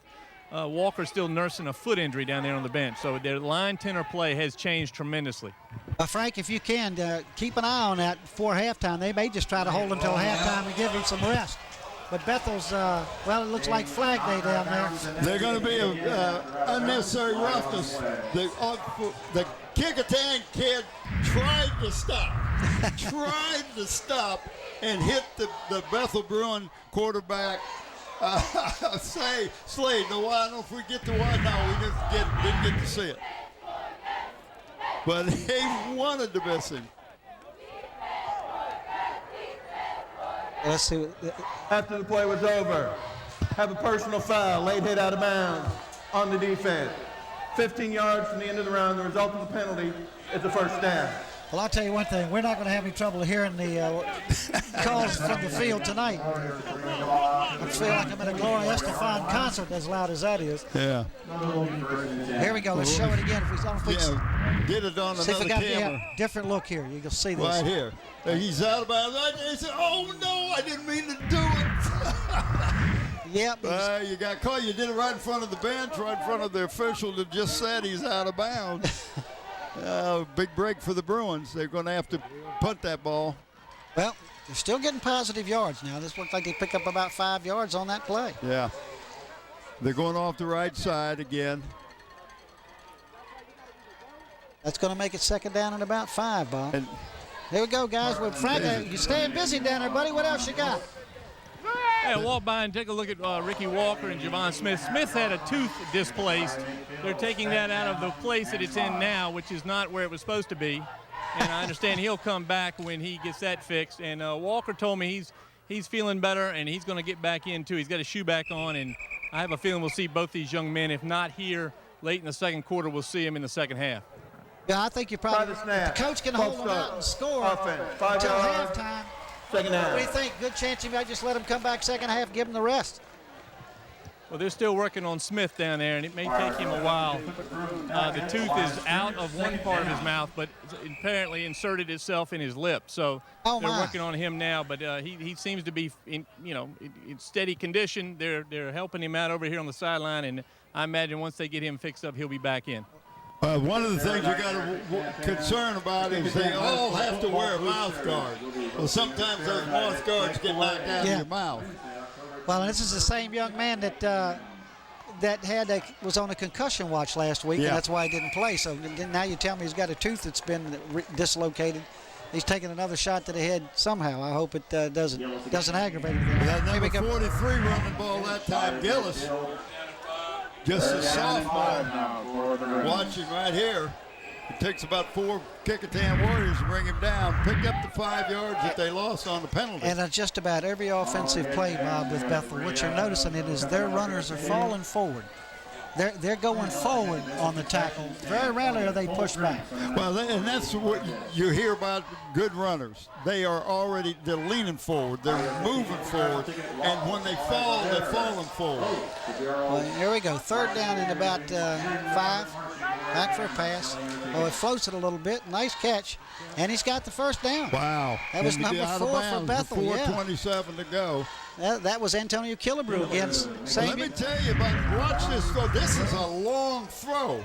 He's on the left hash mark and throws it almost to the sideline.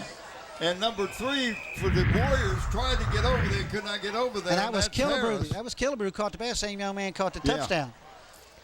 Killebrew's got some good hands. And he's the same young man in the Woodside game that caught those passes. Right. That broke the game open for Bethel. Oh, nice run. But did he get hit? I think he got stood up. I think that was 14 that was on that run. I'm not sure. Let me see if I can see the number when he gets up. Is he going to get up? I think it's number 4. Oh, no. Here we go. We watch it right there.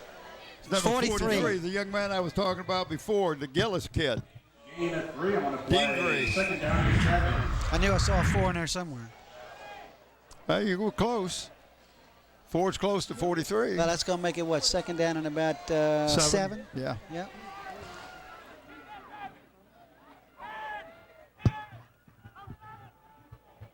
But it looked like to me that the Warriors are coming across the line of scrimmage and they're shooting the gap. They're shooting the gap and getting through and not getting blocked. But the runner is finding an area where he can slip through. A lot of runners will tell you, Brent, just give me a crack. Yep. And they seem to keep finding a seam for 3, 4, and 5 yards every time right now. And every now and then they break one bigger than that. But like you said, when you watch the Warriors come across, they're standing straight up. Yeah. And this time we got a 3rd and 4, so we picked up a couple yards.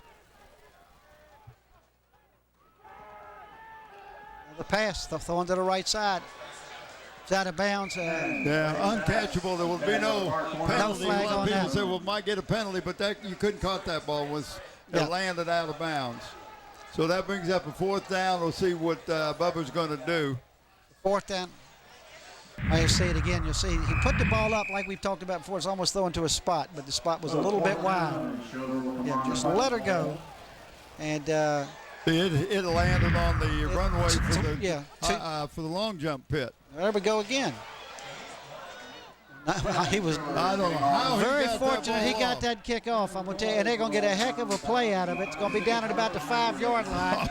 I'm going to tell you what, the kicker ought to get an award for that. He chased that ball all over the ground. Well, let me tell you what was neat about it. He was left-footed. Yeah. If he'd been right-footed, he'd have never got that off. Yep, that ball still be back here. Well, that's 2 times the center has not gotten the ball. The first one went over his head. This one he made sure it wasn't high. You got that right. Looked like one of my tee shots. Okay, guys, while we got a little break here, let's go down to Paul. What you got, buddy? Well, Brent, you were talking earlier about Kecoughtan just filling those gaps, and Elijah White and Thomas Kofi are the ones that are doing it, the linebacker and the cornerback. They're sneaking up in that box area slowly, and then when the line goes in, they're hitting that gap quick, putting a lot of pressure on the running back and the quarterback when he tries to throw. You're exactly correct. But right there, we had a chance to see what happens when you get your defense back in there. I mean, they got no yardage at all. That was a 32-yard punt under duress. Duress is easy work. Paul, thank you for saying that. Was very rarely am I told I'm right, so I really do appreciate you. He said you were right? Yeah, he did. I wrote it down and put the time next to it, too. Hey, better put the date. Yeah. All right, let's see what Kecoughtan do if they can give themselves some room. They got 2:11 in the second quarter to try to eat up the clock and get themselves out of trouble. They would love to see that clock just go down. Oh, nice. Pick up a couple yards. Nah, they kind of drove him back a little bit. But, well, they're going to move it pretty good because he had dropped about 4 yards and got back. Well, he's picked up a 5 on that, so it's now 3rd down and 9. The Warriors getting out of the evacuation. They're not out of it yet. Close to the original line of scrimmage. Kecoughtan could stand a good chunk of yardage right here and eat up some clock too. Yeah, clock that's running. what they'd like to do. Now, Bethel still has 2 timeouts. Yeah, so I'm surprised Bethel hadn't called one. Yeah. But they may wait after the 3rd down and see what it looks like and call that timeout. But Kecoughtan is going to call a timeout now. They're going to call it. Kecoughtan's going to call a timeout. So they won't get the penalty. Yeah, well, they ate the clock down as far as they could, and then they called a timeout. Yeah, I'm like you. I thought maybe Bubba would call the timeout as we see one of our workers there with the Redskin hat on. And he can't be the happiest man in the world right now. That's the other Mike Smith. Okay. But he can't be the happiest man in the world. What are they, 1-3 right now? Yeah, but you know, one win and they can be tied for first. That division not doing real good. Oh wow, what a game tonight! I am fully impressed with the defense of the Bruins. They look good on offense with nice passes and Jones. They've just done a great job, and Slade has passed the ball well. And Killebrew hadn't let him down either. Right, so. He's only missed one incomplete, I believe. Well, we were talking about it before the game, and Bethel was in search of an offense, and right now it appears that they've got a 2- or 3-pronged offense working for him, because Slade's run the ball fairly well over to the sideline in the first quarter, and then he's got Jones running. He's got over 50 yards, and he's got Killebrew, who's got probably 70 yards pass receiving. So Well, let's see what they do, and if Kecoughtan can't get the first down, the Bruins call timeout. Oh, nice pass. Nice pass. They're going to say that was a live ball. Yes, they are. Oh, my. How can you break your heart? Savage throws a perfect pass. The man picks up the first down where they could eat out the clock. And on the tackle, he got spun in the tackle. Watch him spin. And he got his arms at the same time, and the ball came out. That was close to being forward progress stop, but the officials stand right on the line. You got to go with, they got a better look at it than we got it. It couldn't have been better for Bethel. 13-yard return on that fumble for 6 points. And they're going to go for 2, trying to get it to 21, Brent. Yeah, it couldn't have gone worse for Kecoughtan or better for Bethel. Yeah, they're going for 2 now to try to get back on the 3 touchdown, 3 extra point mark.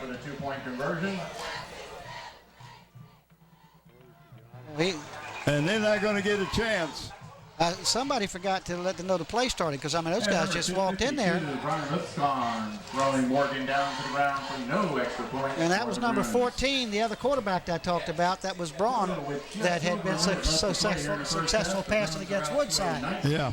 And he's a little taller than the other quarterback Slade. And I don't know if they were looking at a slant or something like that, but he went back like he was going to pass, but the Kecoughtan guys beat him to the spot. If you look at that replay, I mean, they were right there on top of him. They were there before he could turn Pick out his feet set. Yeah. He didn't get his feet set. Good shot of Dorsey Hooker right there talking to the players. That's Bubba's son. He's the one. He's the one what? When I went over to Bethel the other day, he's the one that takes the films, and he gets them on Saturday night. They get sent to him on this network. He sits down and goes over them so that all the coaches, when they get together Sunday, he's already put it together what they need to look at and set it up and talks them through it. So when he leaves here tonight, he'll go back and get films and send films. And tomorrow night, he'll be getting films from whoever's going to play and looking at them sometime tomorrow. Wow. It's 7 days a week. I was very impressed. And I talked to Danny Mitchell and Mike Smith about this years and years and years. And Alvis Mann, they said, we pizza on Sunday because that's when we're working the hardest. Yeah. Setting up the game plan for the following week. What they're going to teach the players all week. Yep. All right, we got Jordan Stover kicking off. See what he's going to do at this time. He's going to send it down the field. He's going to pooch it. What he's going to do? Just an onside kick. We got a penalty. The whistle blew. Right on the kick. Encroachment on the kicking team. 5 yards.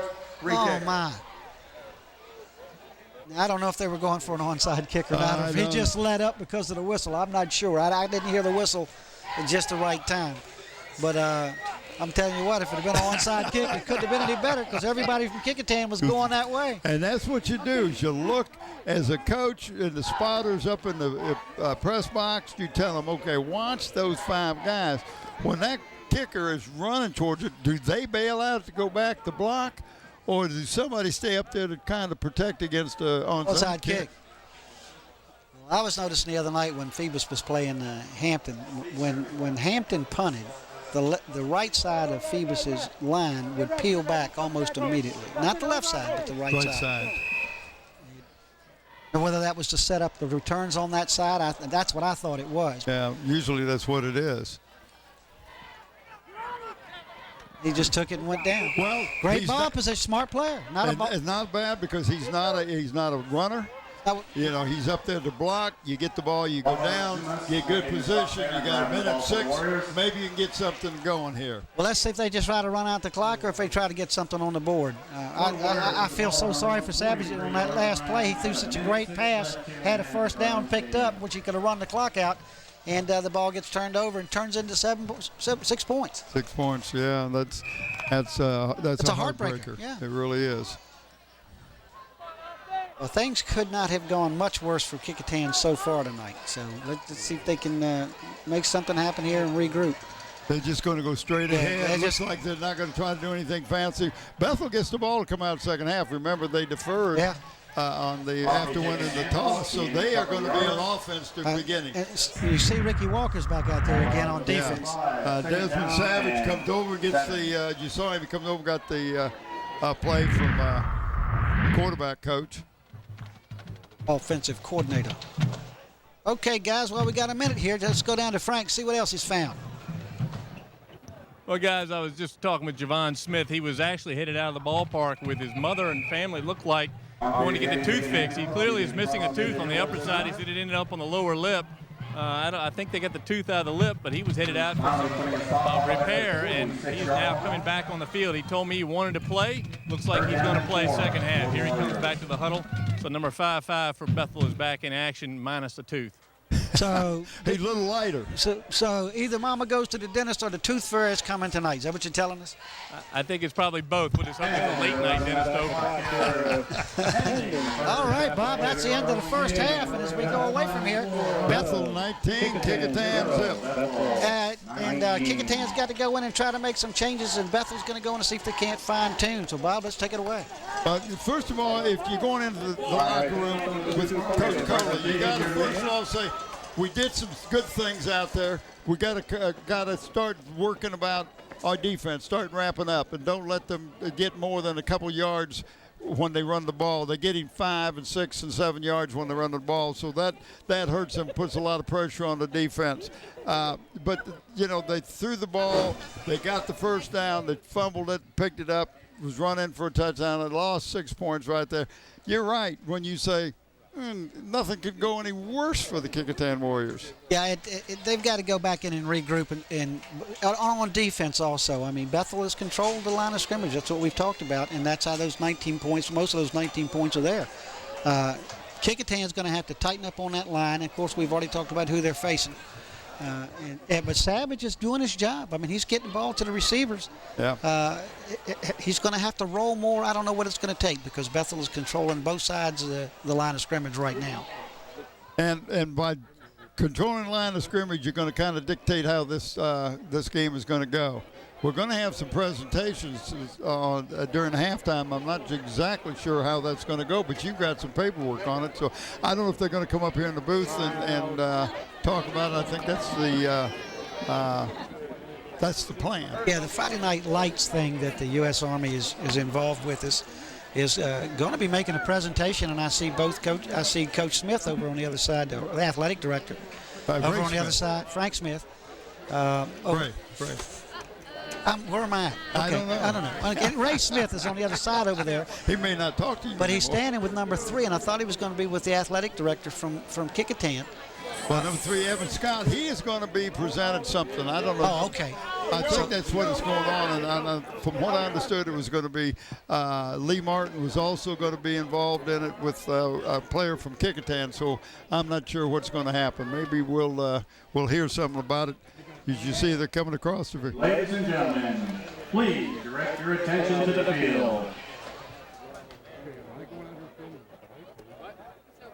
Once again, we are honored to be part of the 2013 U.S. Army Friday Night Lights Tour.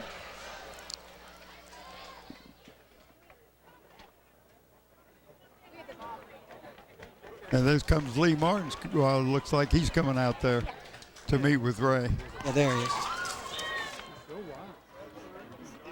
Joining us on the field tonight are Sergeant Nichols from Newport News and Sergeant Elliscar from New Jersey. Also with them are Ray Smith, Athletic Director at Bethel, and Lee Martin, Director of Athletics at Kecoughtan High School.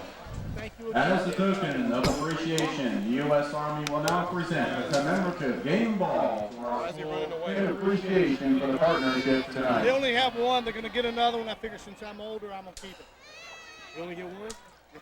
All right, fans. How about a big round of applause for the U.S. Army and for our servicemen and service women throughout the globe who stand armed and strong to protect the freedom of our great nation.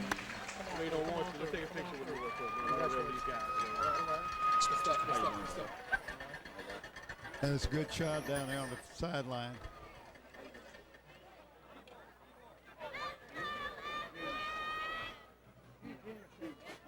Also So tonight, the U.S. Army and Bethel Kecoughtan High Schools would like to make a special presentation. The United States Army has 7 core Army values that include loyalty, duty, fulfill your obligations, respect, selfless service, honor, integrity, and personal courage. Those associated with our school in the game tonight have identified Evan Scott of Bethel and Brian Lipscott of Kecoughtan as young students who embody these traits. The U.S. Army would like to take this time to recognize and congratulate Evan and Brian with a plaque for embodying these 7 core values. How about a round of applause for Parachute Evan and in Brian? with the game ball strapped to their chest. That'd be sweet. Congratulations, man. Thanks, fellas. Hey, no problem. Appreciate it. All right, fans, make sure you stop by the U.S. Army Station located here in Indiana and meet some of America's finest and learn more about how you could win a pair of Beats by a Vintage The reason why I didn't want to bring it out lucky fan will be selected tonight.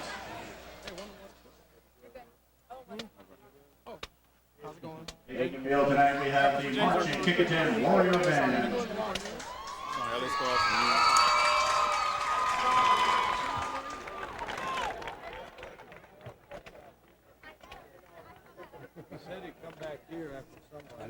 On the field, we have the Marching Warrior Band that's going to perform for us at halftime. They've got all kinds of recognition. They've made all kinds of awards and gone to different band camps and have won. They have been great for a long, long time. Let's take a time to listen to this great band. The field is yours.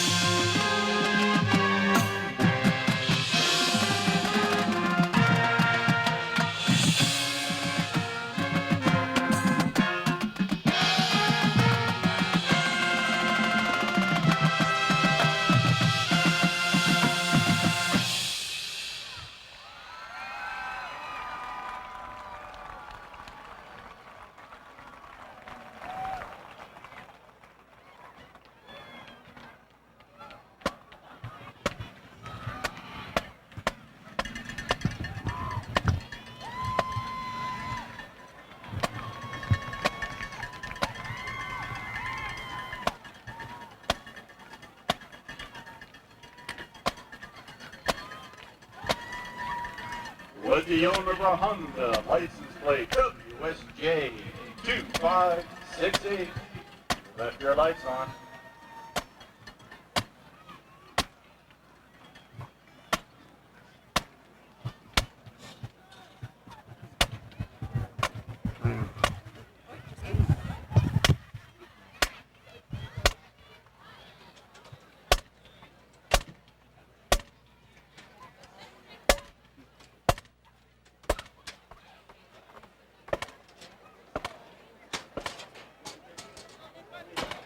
All right, welcome back at the end of halftime. We're just about ready to start. We got about 2 minutes to go before halftime, just under 3 minutes. I see right now they've changed the clock on me. But, Brent, good first half. We got some stats. I'm going to let you do the stats tonight. Well, it's been more of a one-way game in scoring-wise than we had anticipated when we opened this thing up. Yeah. But right now, let's just go by. I'll give you Kecoughtan stats right now. Kecoughtan rushing was 14 attempts for 59 yards, and they were only 2 of 7 for passing yards, 20 yards. They had 2 fumbles, lost 1. They had 4 first downs, and their time of possession was 10 minutes and 40 seconds, and their leading rusher was number 5, Fugate. He had 3 rushes for 62 yards, so 20.3 yards per carry. That ain't bad. I could take that all day long. And you look on the other side, you got Bethel. They rushed 24 times for 93 yards, 4 of 6 passing for 91 yards. They fumbled 1, did not lose it, had 8 first downs. Time of possession, 13 minutes, 20 seconds, so they got about 3 more minutes than Kecoughtan. Your winnings, ticket number 665. Penalties. The Bruins had 3 penalties for 27 yards, and Jones had 11 runs for 63. I tell you, this young man is impressive because he didn't get a lot of big yardage, but he was getting hit. He was extra yardage after he got hit. He was a workhorse, especially in that first quarter. He had 40 yards in that first drive, Bob. I have to say, I talked about it a little while ago. When we came into this game, we knew that Bethel was searching for an offense. Now, whether Kecoughtan has allowed him to develop this because of what they're doing, I don't know. But you can find some strong players on that Bethel side right now.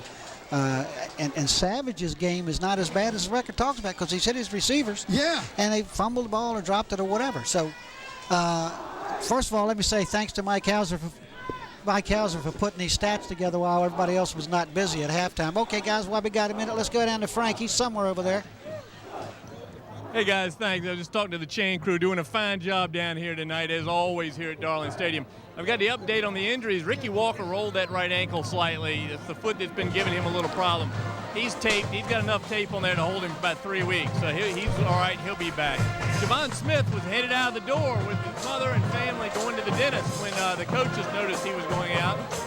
Smith, I think, wanted to get back in the ballgame, so he's back in. He lost half a tooth. It went through the bottom part of his lip. Didn't quite come out the front, but he poked a hole there. That's been stopped. Everything's fine. I got to credit athletic trainer Renee and her student athletic trainers at Bethel High School. They've been giving a good workout here in the first half and produced the 2 guys back here for a strong second half. Well, thanks, Frank. Appreciate that update on those 2 young men. And it was, when we were here before and watched Bethel play, we saw Ricky Walker roll that ankle, so you know it's not completely healed, but if you got enough tape on it, you're not going to roll it again. I don't know what you do for a tooth in the lip. I don't know, a lot of ice? What? I'm not sure. Well, it's got to be painful. I mean,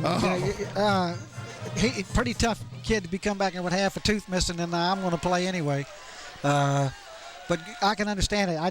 What I really worry about as a parent is what the expenses that's going to be when he goes back to get the peg put in, and the tooth put back together, and all that stuff like that. We're not talking a couple bucks. No. Andy, you want me to try to get him? We're going to go with the kickoff. The Warriors have to kick off. So they received the first half because the Bruins deferred. And kicking off for the Warriors is going to be number 87. That's Mitchell Lewis. I'm going to move up into the stands to try to get him. If so, I'll be up sitting. He's right here about the 40-yard line. Coming in on the walk-off force. Mitchell's kick. It's taken right at the 24-yard line. Across field.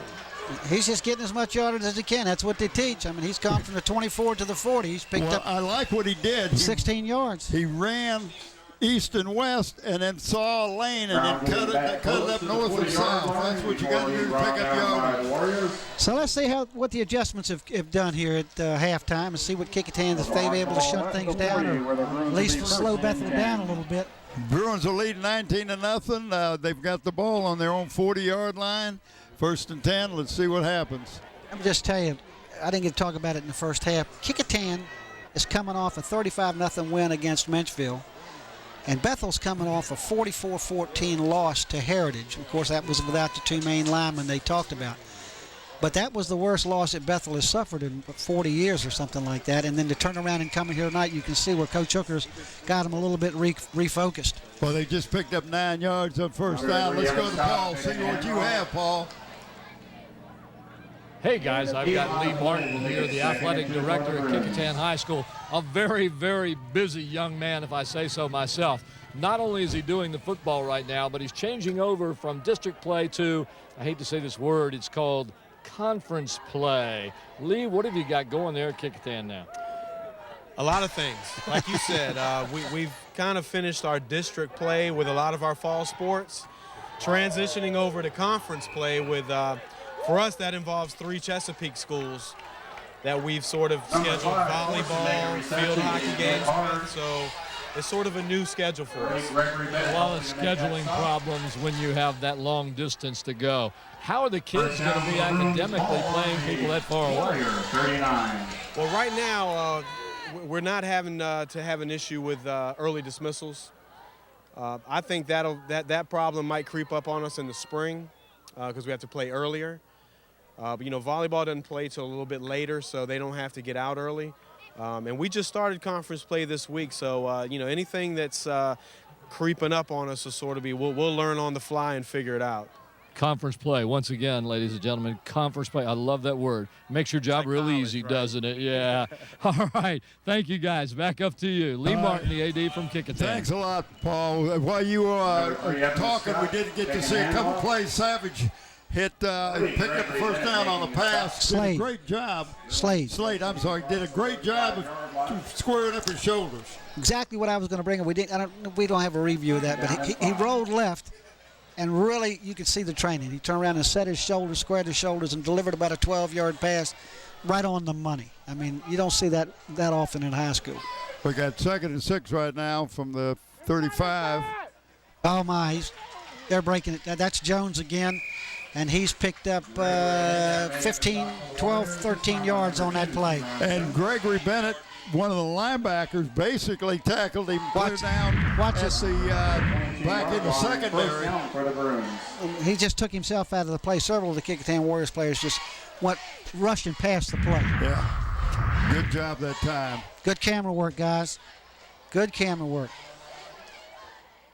Of course, your local sports channel, LSC, we're proud to bring these games to you and get to see your local talent. And as we figure this thing out, as they talk about conference and bring it up, Bob is going to put together some people, we hope, and we're going to be able to explain that to you at some point when we try to figure it out and understand it. Here we come back again. Let's see what we got. This is right up the middle. Good blocking right at the point of attack. Got down to about the 14-yard line on that thing, so we got a 3rd and 2nd and 2. Well, Jones has got to be approaching the 80, 90-yard mark in this game now. There he goes again. He's picked up maybe 2. Looks like he's close to the first down. I think he's got the first down. I think he's he went past. He crossed the picked up 4. He did. Good for him. Good job.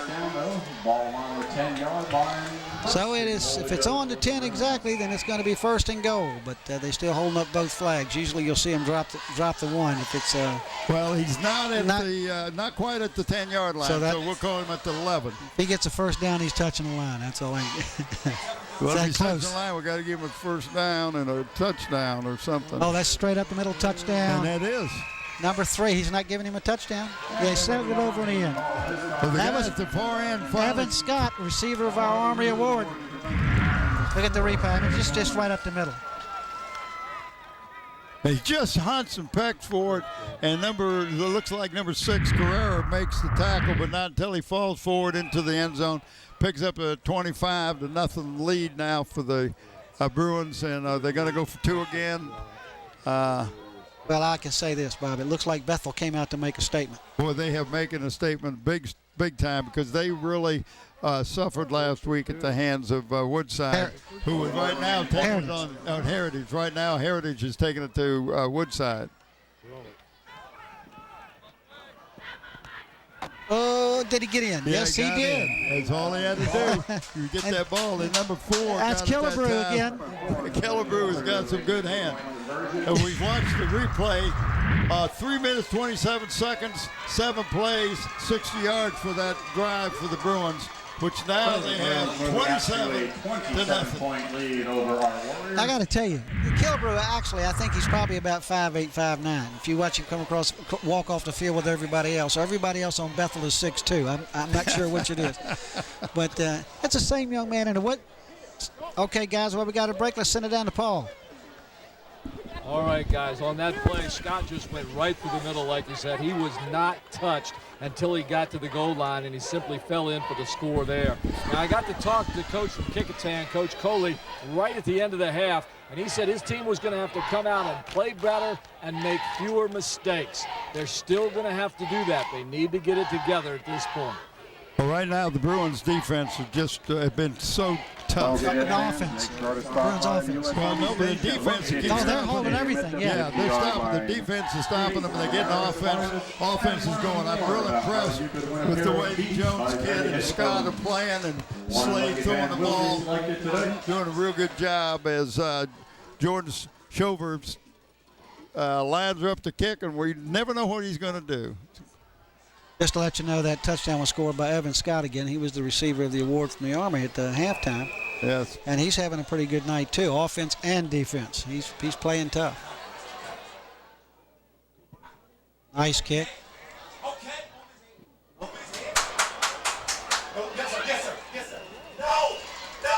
No, he went in the end. Once you go into the end zone, there's no run back. And in the ball's emphasis took it there. The kid did not run the ball back there, so Kecoughtan will get it on the 20-yard line. It's going to be interesting to see on camera because it looked like his feet were outside of the end zone. But like you say, the ball. It's the ball. Like you said, the ball rolled that way. It's going to be really close. And you over see his head. Over his head. Where is he? He never touched that line. That's a little close, but the foot was touching, but the ball's got to be crossing it. Okay, guys, while we got a chance here, let's go down to Frank. Hey, guys, I got Principal Ralph Saunders of Bethel High School. Ralph, we've talked a little bit tonight with Ray Smith and with Bubba Hooker about your academic program over there. Tell us a little bit about the home of academic excellence. We have high expectations of our students every day. We're excited about our new governor's Health Science Academy, where our students have an opportunity to explore in the medical field and see if that's an interest of theirs before they continue on to college. Well, that's valuable, and I see Bubba Hooker has bought in hook, line, and sinker. He's got study hall 5 days a week, I understand. He does, and that's the expectation at Bethel is academics are first. Because without that strong foundation in academics, how you won't go very far. Well, very good. Thank you very much, Ralph. Appreciate you sitting with me. Short time. Back to you guys, Bob and Brent. Nicholas Carrera at that time was the also remember that intended receiver. He left his tight end position, got open, and the ball was overthrown. Didn't get a chance to break that thing down. Responsibilities handbook are in force. Thank you. Well, this brings up third down, I believe, and looks like about 12. Kecoughtan hadn't been able to get anything going so far. Let's see. He's rolled left. Oh, wide open, but boom. He's got to catch that ball where he's running. If he spins around, he can't get going. He's taking the momentum away from the receiver. Yeah. Here comes, you'll see how he stops the receiver's momentum. He's got to reach back, catch the ball, and then try to get his footing and get going again. I mean, it's a completion. See, he's got to stop. Now he's got to get his balance. And before he can get his balance, he's hit. And he can't avoid the tackle. because he was stumbling forward. Now we're going to have a punt again for Mitchell Lewis. I think Bethel's going to send a lot of people because they almost got him. And there it is again, a mistake. And of course, that's the third ball that they mishandled in a punt. Right now, Kecoughtan's passing is 4 for 10 for 25 yards, and Bethel just took over the ball on a mishandled snap for the punter for the third time. Bethel has taken over the ball. Be 1st and 10, Bethel at the 5-yard line, I believe, or the 10. It's 10 yards. First and goal at the 10 is what they're just inside the 10-yard line. 1st and goal. So both sides have been. It's been an experience back there if you're a punter tonight. Yeah, long snapper's they're gonna be working hard this week for both ways. But I don't know if the kicker's taking his eyes off the ball a little bit. When they got to Jones that time, but look at him fight. Well, and they've run him back, so they're going to mark his forward progress. They're going to give him up. They're going to say he lost a couple yards. What? Yeah, they're going to say he lost. They're going to take it clear back to the.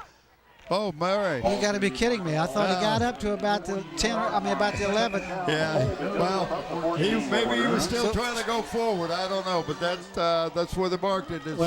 Second and goal from the 14. Sometimes when the runner runs out of the pocket or attempts to run out of the pocket, he loses that. What do you think he gained? Located under the East End scoreboard. It is dedicated to the recognizing the athletes and coaches throughout. Perfect throw. That's really perfect throw. But guess who caught it? Is that number 10? I think Slade threw it. It's number 10. Slade threw the ball. Mark your place in history and buy a break. Number 10, you're absolutely right. Slade getting pass reception area. Darren Brown. To give the Bruins 6 more points. 33, and we're going to go. Oh, we got some flags over there, or is that paperwork? I can't tell. I'm not too sure. We got a huddle going on. They're here. going for 2 again. Want to get it to 35. That's what, 7-7-7. That's what you want to do. The Bruins are attempting a 2-point conversion.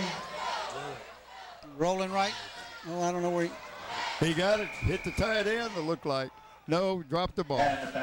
Thrown a little bit inside on the receiver. The receiver sat down waiting for the ball, and the ball was thrown a little low and inside on him. Listen, I want to remind our fans out there to catch my show, Sports Time, which airs on LSC 48 and Verizon 23, Monday, Wednesday, and Saturday at 7:30 a.m., 37 p.m. I have great guests. Turn in, and you'll enjoy some good interviews. We've got a chance. Let's go over to Frank. Great coverage, both plays that time by the Kecoughtan Warriors. Both balls thrown where they should be. In fact, on the touchdown pass, the receiver, Scott, was held in the backfield. The official had his hand on his back pocket looking for the flag on the defender. He had his hand grabbing the jersey of Scott as he flew by. The pass was right on the money. Slade is throwing it where it's supposed to be tonight. He just narrowly missed that 2-point conversion. They almost came up with a catch there. So Bethel hitting on all cylinders right now here in the third quarter. Well, thanks, Frank. Right now, that time of that took 1 minute and 3 seconds, 2 plays, and 14 yards for the touchdown, if I'm not mistaken. So Bethel is, like you say, on all cylinders, and Kecoughtan's not helping themselves with the kicking game or their own offense right now. Let's see if they can't get something going just to get something positive out of this. Good return. It was a good return. Got up to about the 27-yard line. Looked like about. That's number 5. Where they're going to spot it. That was Fugate, number 5, the number 1 running back. Jason, just a sophomore, 5'10", 175. Well, right now, it's very obvious that Bethel is trying to make a statement here tonight. And in every sense of the word, they have made that statement. And you just got to see if Kecoughtan can pull themselves together and show some offense. I mean, Savage is trying to get the ball out there. He's been sacked a couple of times. Well, I got to be impressed right now with the Bruin offense. They've needed an offense, and they're really showing an offense tonight. They're passing the ball. They're running the ball. They're just having got a wide open receiver. Yep. And he was open for about 10 yards before they threw the ball to him. Yeah, that if he'd have let him just a little bit more, he would still be running right now. But they had to try and get the ball. Okay, well, we got a chance. Let's go down to Paul. Well, guys, that almost takes out the air of what I was going to say, because I'm going to tell you that on that touchdown where Killebrew just blew by into the end zone and scored, you could see and feel and hear the air go out of the sideline at Kecoughtan's side. They knew at that point that this game was going to be tough for them to climb back into. But here they are yet again, a long pass play, a little bit of hope still left in the Warriors. I got to give it to number 24 for Kecoughtan. That's a little flanker screen that time. He got out here and picked up yard. They had to grab his jersey, and he wasn't a big kid. Those looked like Keith Grandy, who looked like was his Watch number. this thing. It's a flanker screen. He comes back. He's got some blockers out there. And right there, that guy's not going to let go of his jersey, and he's not going to give it up either. A lot of footwork in there, folks. He jumped. Oh, man. A little bit behind him, but it was a good pass. Yeah. But considering the pressure he was getting, and I tell you, he was pushed out of bounds. I'm talking about Desmond Savage. He is taking some hits tonight. That pass was to number 3, Harris. Like Bob said, they were both running right. And he was under a little bit of pressure, Savage was, and threw it behind him just a little bit. He got his hands on it, but just couldn't pull it in. I'm watching Ricky Walker down there, and he's kind of favoring that leg a little bit. That they got about 3 yards of tape on. There's that little set and roll left. Pick up a couple of yards. Got his first down. Maybe Kecoughtan's on to something. Let's see this on the sweeping. You see where he fakes that pass to the right. He cocks his arm. Nice twist right here, being chased by Walker, and then 59 just lowers the boot on him. Number 59, Josh Jones, senior offensive lineman. But that did get him the 1st and 10. Whoa, I don't know if that was a busted play or what. But James Friend was along. It appeared that everybody meant at the quarterback. What are we supposed to do here? Whoop. Oops. Where are you? Was going on the wrong side. One of them was turning wrong or going on the wrong side. Either quarterback turned the wrong way or the running back forgot where he was supposed to go. Lost about 4 yards. Brings up a 2nd and 4. Second and 14. Second and 14. 4:50 in the third quarter counting. I like to see Kecoughtan able to keep this drive alive. Establish a little bit of confidence. They got a long season ahead of them now. Savage has been sacked 4 times for a minus 23 yards tonight.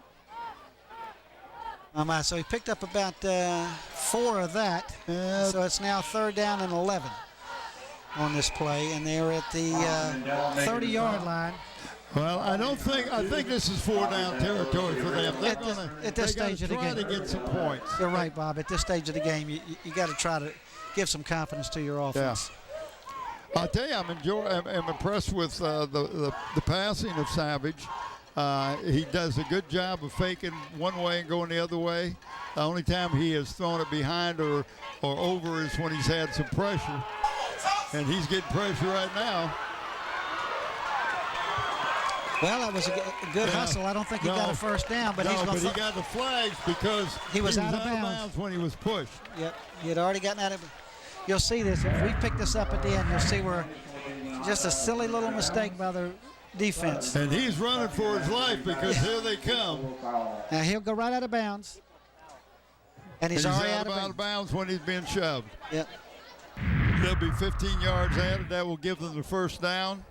After the play was over, personal foul, late hit out of bounds on the defense. I don't know where you got that mic set, but I'm telling you what, it's the loudest thing we've had so far this year. Kecoughtan keeps the drive.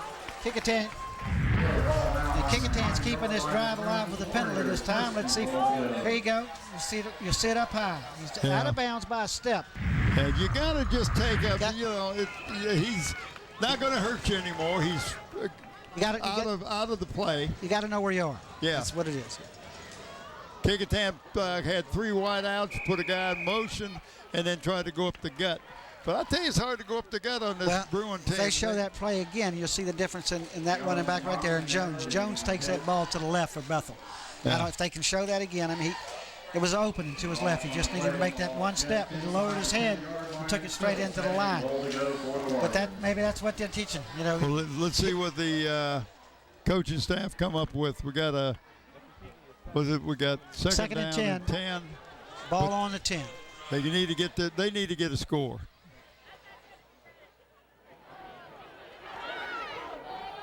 Oh man.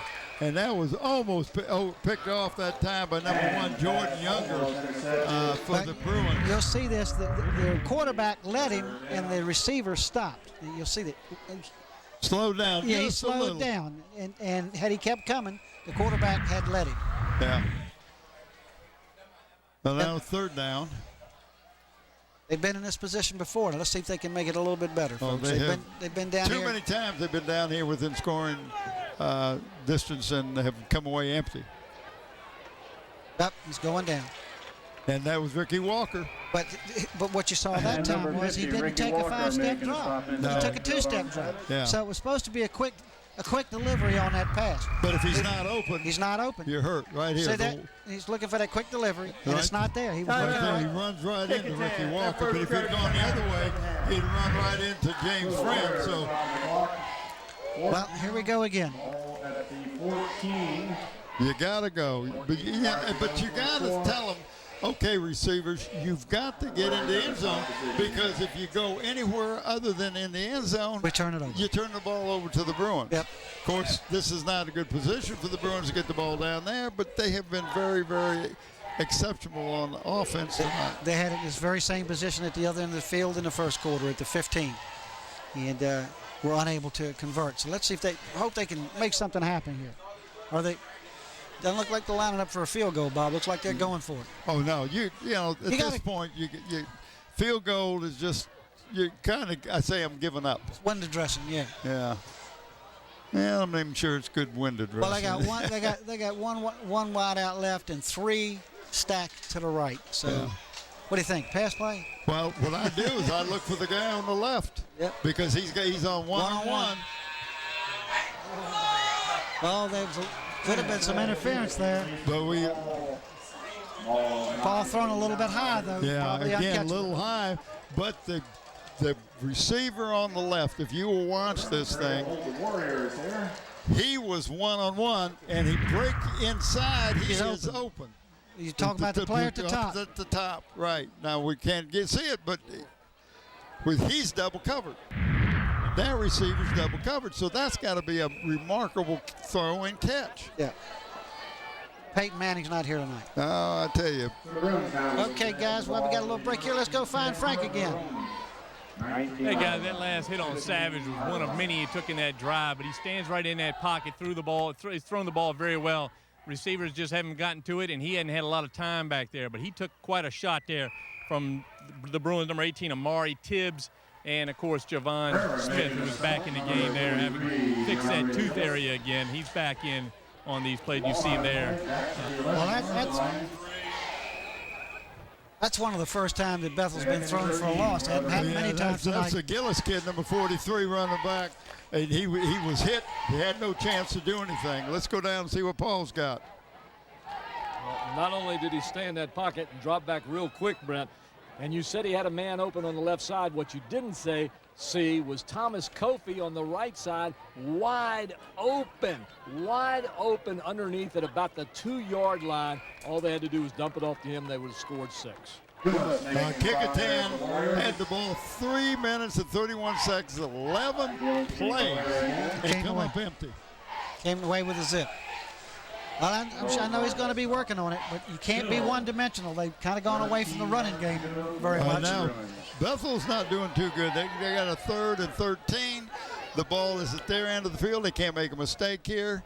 You know, if you don't get the first down, you've got to have a good snap from your long snapper so that this kicker. Well, they're still going with their first people. They got Slade in there underneath. He's the one that started the game. Yeah. He's got some protection in the backfield. He's let it go a little bit too long. His head, yeah. A little bit too long. Right idea. His man was breaking free. Guess who it was? Number 4. Yeah. Number 4, Kecoughtan. That's who he's going to. Kecoughtan has been outstanding tonight. He's running out of that split end position. Good shot at number 72 for the Warriors, and that's Chris Pauling. And we talked about him at the beginning of the game, how well he does. Chris is a 5'11", 240-pound junior. So I tell you, he's hard to move. Good snap that time. Nice high hang time on that punt. Kecoughtan should end up with pretty good field position. Well, he's back down to the 15-yard line. Before being tripped up by number 15, Chisley. And they've had many opportunities, but the Bruins have stymied them each time, not giving them a chance. How many punts is how many punts? We've got 3. That was 35 yards on the return on that. Here you see the replay. Just run it right to the sideline. But there's only one Bruin down, and now you see a couple more, but there was a lane right there, and he did a good job saying, I'm going to get that as much yardage as I can, and he did a great job on the return that time. Now Kecoughtan's got another chance. Here they are at 1st and 10 at the 15, I believe. Oh, you gotta block that, no man. block that time. Come on, number 4 just watched him walk by. Yeah, number 3. I think he's hurt though. I was looking that's at Evan Scott. That was Kecoughtan. I was looking at his foot. It's like he couldn't get pivot on it. I don't know if we can go back and watch this after the play. Watch number 4 who missed the block. Watch him. See him stamp on that leg? No, watch at him. It's like he's having trouble with it. He couldn't pivot. Grabbing that right foot. He couldn't pivot to make the block. We got a timeout. 54 seconds to go in the third quarter. 17 yards to go for the Warriors.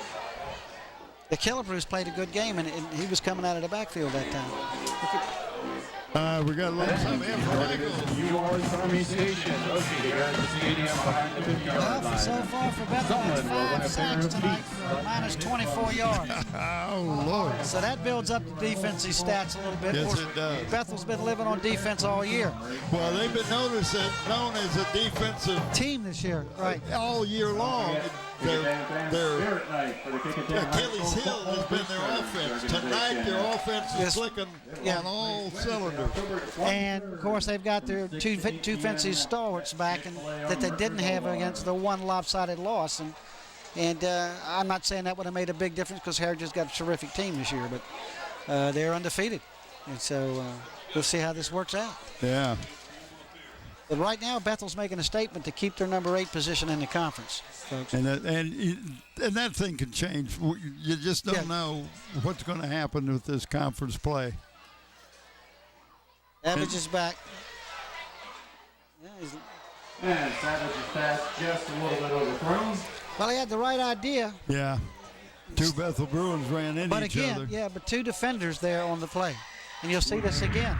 He was trying to lead him to a spot. I'll bring up 3rd and 17 now for the Warriors. And more Phoebus people got there than Kecoughtan people. Yeah, I don't think any Phoebus people got there. Well, Bethel, you're right.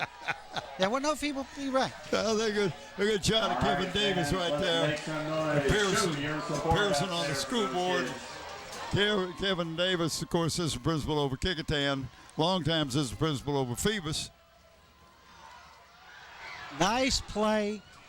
Really hard work. That was nicely done. He fought hard. I hope he's not hurt. He did good. I can't read the number, Bob. Is that number? That's Carrera. That's Carrera. Okay, that's Carrera. Here you go. You see, watch how hard he fights after the catch to give us chance for this first down. Look at this. Down in 5 now. He runs right over the guy. Yeah, I don't know where they spotted it. That's 4th and 5 at the 10-yard line. Well, they gave him just short, but that was a good spot because he did. He just says, I'm going to get some extra yardage. Get what I can get here, folks. Well, we may not get another playoff. I don't know. We'll see. He's got 10 seconds and counting. Surprised the coach didn't just walk him off the field and for this 4th down and take time for the play.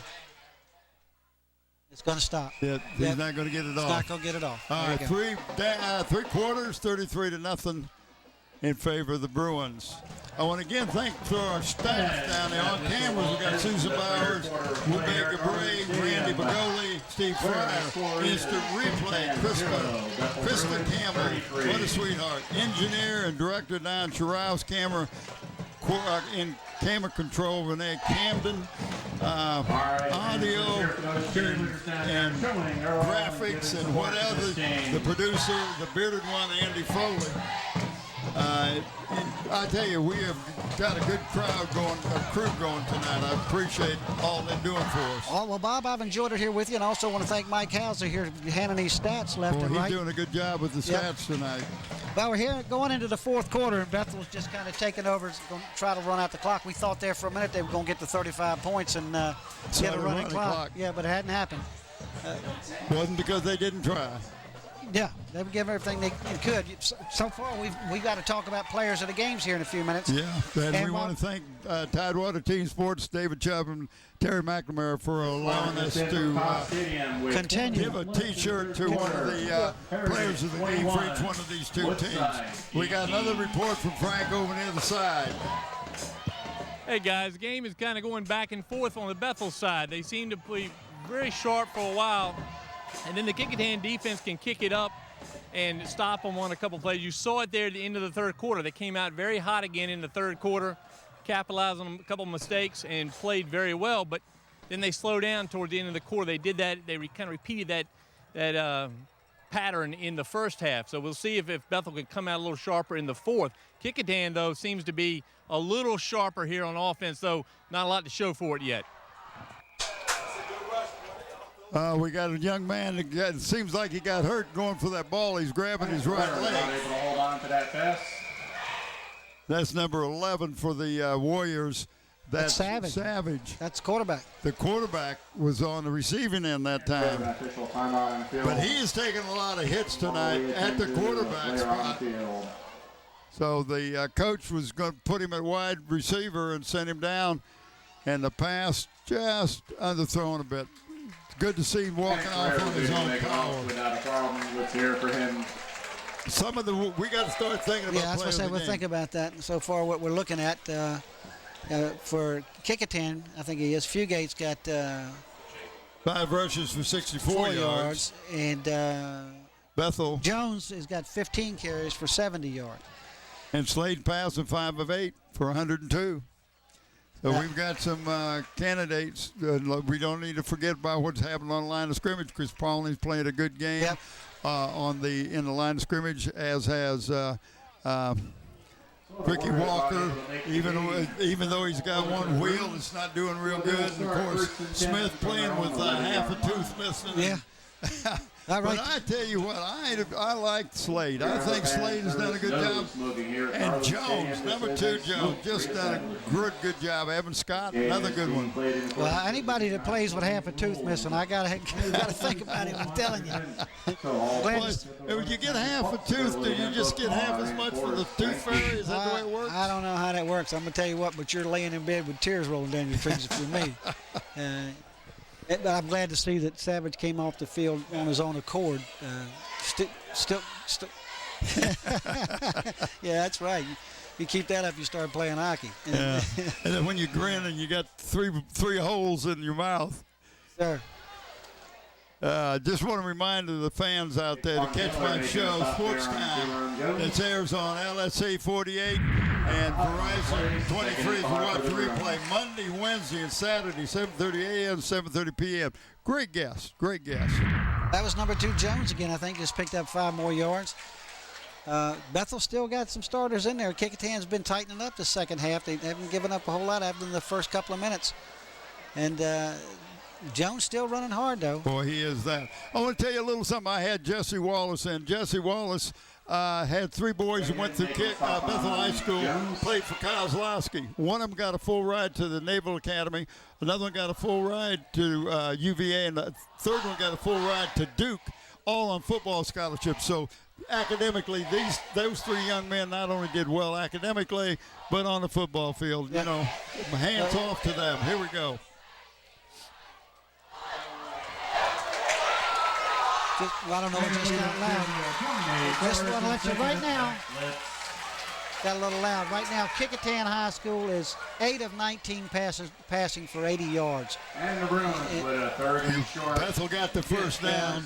So that clock's all in favor of Bethel right now. Kecoughtan's got to do what they wanted to get them off the field. They've had the opportunity to score and want one more chance to try to get something in the end zone. Well, let me tell you what's happening right now.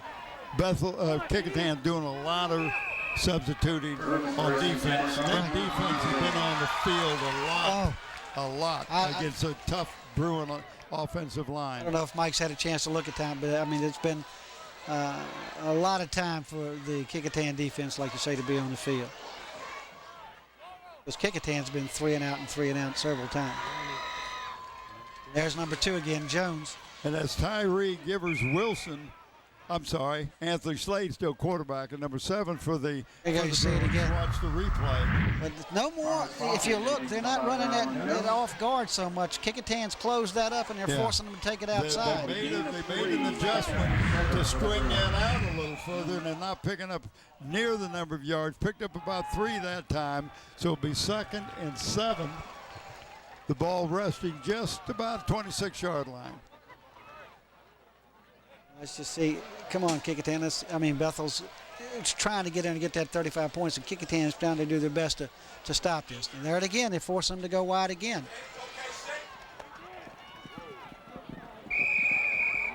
And that was number 25 that time for the Bruins. I'm trying to see where they're marking Franklin. I think they're marking it on the 34, which should be a first down because they'll mark it is first down. So to keep the clock running, keeping the ball, he went out of bounds. He went out of bounds that time, so I don't know if they're going to run it, but it's the first time we've seen him run the ball. Well, he ran 65 yards to get that 4. I mean, he started at the stands on the other side of the field. A lot of east-west that time, not so much north-south, but he ended up picking the first down up, and that's what you want him to do. That's right. Stretch it out. I think right now Bethel wants to keep that clock running. Oh, he broke through. That's number 25 again. He picked up about 8.5 yards. Yeah. Franklin doing a good job. Young man, he's a 12th grader. Right, just going right up the middle and saying, okay, we're going to do what we can. We're not going to put the ball in the air. And we'll watch Kecoughtan put more and more guys close to the line of scrimmage. Even though Bethel is putting 2 wideouts at the top of the screen, Kecoughtan knows there's not a whole lot of hope that they're going to throw the ball. They're going to hand off and run it. That time, got nothing. In fact, lost a couple yards. That's the same runner, 25, Deontay Franklin from Bethel, that's been running out in the backfield for a few minutes. And he's a senior also running back. Again, the clock's rolling, and it's now 3rd down and about 3 or 4, I think it is. And let's just see if they can pull it up and keep the clock going. They want to keep that clock moving because the quicker that clock goes, the sooner they can get out of here. There's a nice trap play right up the middle. Picked up a first down. Did a great job of breaking out of that. And, of course, that's Jones. And not only did he get the 3, he got 5 more, so that's another 8 yards for Jones. Stop just shy of midfield, but a first down for the Bruins on the room, 49. Yep. I think we're getting close. He was hit and stopped, spun, and still picked up the yardage for the first down. Ball's on the 49-yard line of Bethel. I like what Coach Hooker's done, though. He's given his running backs a rest. I mean, and there goes out number 55 on the line for him. Yeah, number 68 coming in for the Warriors. With the Bruins, I'm sorry. And I don't have a 68. 25 again. He's back in instead of Jones, and so he's rotating them. Yeah, he picked up, got back, picked up maybe a yard, close to it. But the clock is running. Watch the replay. Just trying to go up the middle, trying to pick up some yardage, and nothing happened right here this time. Kecoughtan they had 5 guys on that right side of that line of scrimmage. Bethel's rushing. Number 2, of course, our buddy Jones. On this, he's had 19 carries for 91 yards, closing in on 100. But, and I tell you, it took 19 carries for him to get it. That tells you something about Kecoughtan is playing a lot tougher. They're just making them work for it. He picks up maybe 4 yards on that carry. Pick up a 3rd down. and maybe about 5. I'd say 5 yards. Yeah, he's picked up 5 on that, so that makes him 96 yards, I think. But he's coming close to it, but it has not been easy. He hasn't had any 30, 40-yarders. No. He's had a lot of 5, 6, and maybe 10 yards. Well, first half now he popped a couple for 10 or 12, but he's also had those 2 or 3 yarders. Yeah. Oh, they are going to put it up. I'm surprised. I don't know if they're going to call that good or not. Yeah, they're going to say no. They said no. Out of bounds. Quarterback a little bit late getting the ball to him. To claim your prize. That was number 4. If your name is. Killebrew was on the receiving end that time. Had a lot of time because the Warriors fell down. Will be sent to you. Congratulations. The U.S. Army proud. They're going for 4th down. They're going to punt the ball. They're going to make Kecoughtan go all the way as far as they can on a drive. Hopefully they can make a mistake or. Their defense has held up for them. It's a high punt, but not a whole lot of distance. Oh, and hit a Bethel player, so it's dead right there. Yeah.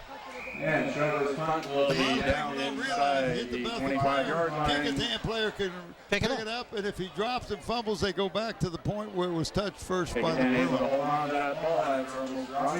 Yep. He may have done Bethel a favor because it looked like it might have been trying to come back. 22 yards on a punt. Not a long punt, but he had a lot of hang time on it.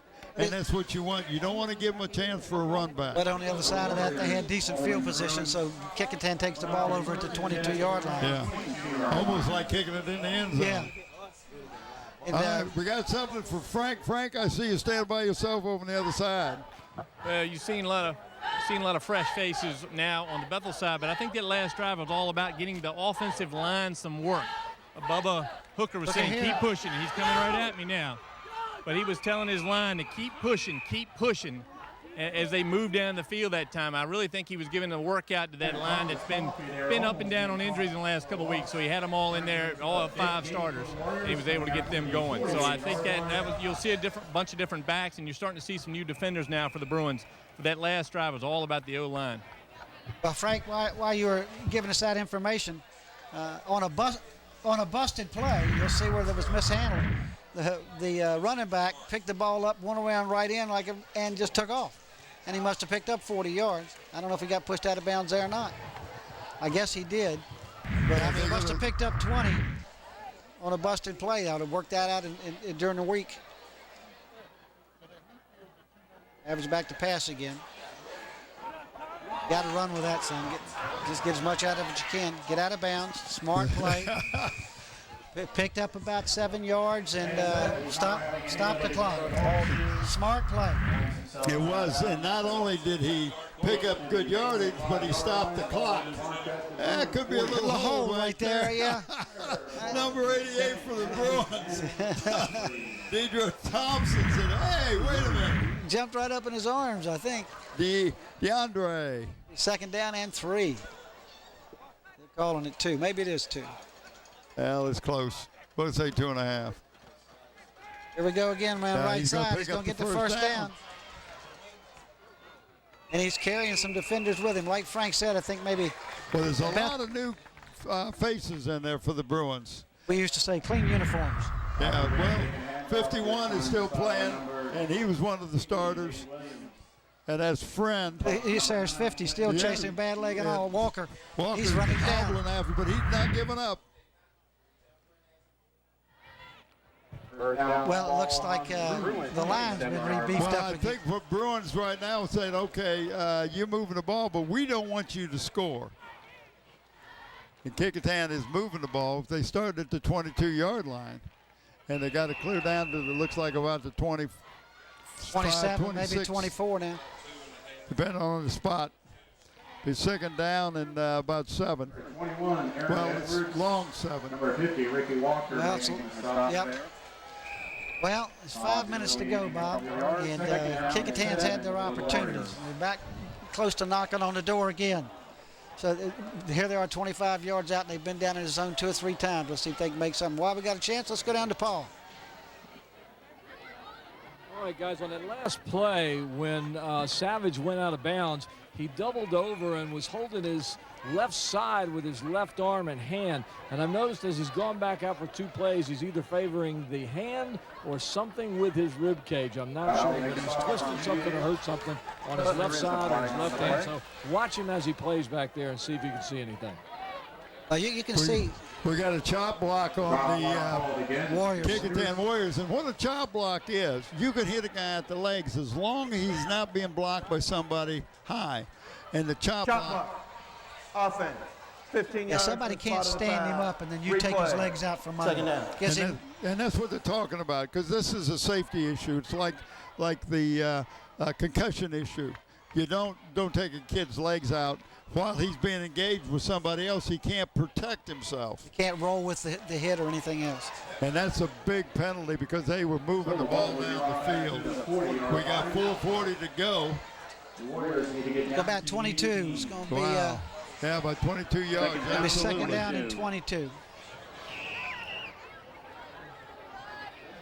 Maybe they backed it up enough to score. We'll see.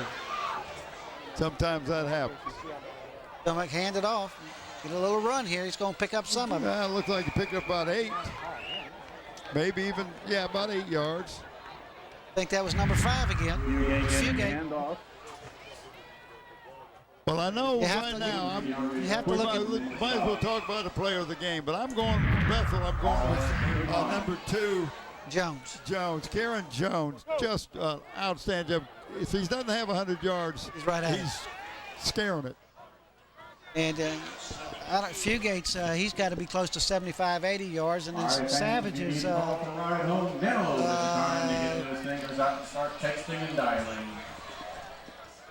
Not wait until the 2-minute warning. All right, but we don't have a 2-minute. I think the announcer's saying 2-minute warning. We don't have that in high school, but nice thought. Oh, no. Oh! Man, he let the ball get to his body. The hit and bounced right. I know he. No one able to hold on to that ball down there. Wow. Was that number 84? Yeah, worked all week to get to that position. Wow, 84. And I don't have an 84. Is that 84? And on the visitor side of the stadium tonight, if someone lost 24. No wonder. There he is. Well, there's the hard jerseys, and that's Keith Grandy. That was a tough play. And he's just a 9th grader. So he's getting some time in there. We were talking about players again. Fugate's got 72 yards right now. Wow. And, of course, Slade is somebody you can consider. I'm going to let you pick him, Brent. I think right now the running backs have been the key to the game. I think, I'm not mistaken, Slade may have been before, so I'm just not sure. Number 55 for the Bruins, Javon Smith. Yeah, that's one of those. Half a tooth and all. He just. Yeah. And, he tackled him, but he didn't slam him. No. You notice that? Got controlled, plays over. He just went right by. He said, okay, I got you. Let him go as soon as he got it down. Yeah, let him go. So that's 3:29 left to play here at Darling Stadium. Brings up 1st and 10. 6 sacks for the Bruins. Minus 27 yards. On so I don't know that series. Wow. Kecoughtan just could not make anything happen in the red zone tonight. I'm surprised. I am too. Number 14 is now quarterbacking for the Bruins. And that's the young Morgan.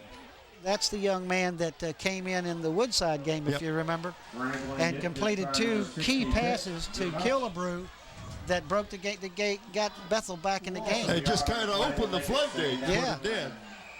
Yeah, and I think in that quarter he completed like 3 passes to Killebrew. They had been through. That was the 3rd quarterback that night that Bethel had played. Well, I don't think I'm missing something. I don't have a 70 player on my sheet. Then I think big old number 77 in for the Bruins playing left guard, and I don't have no 70s at all. I got 69 that goes to 80. We went and took the pictures. There were no, if you remember correctly. Yeah. First man through, didn't go anywhere. Stuck up, and that's number 30 for the Bruins. That's Kimlin Sykes is a senior.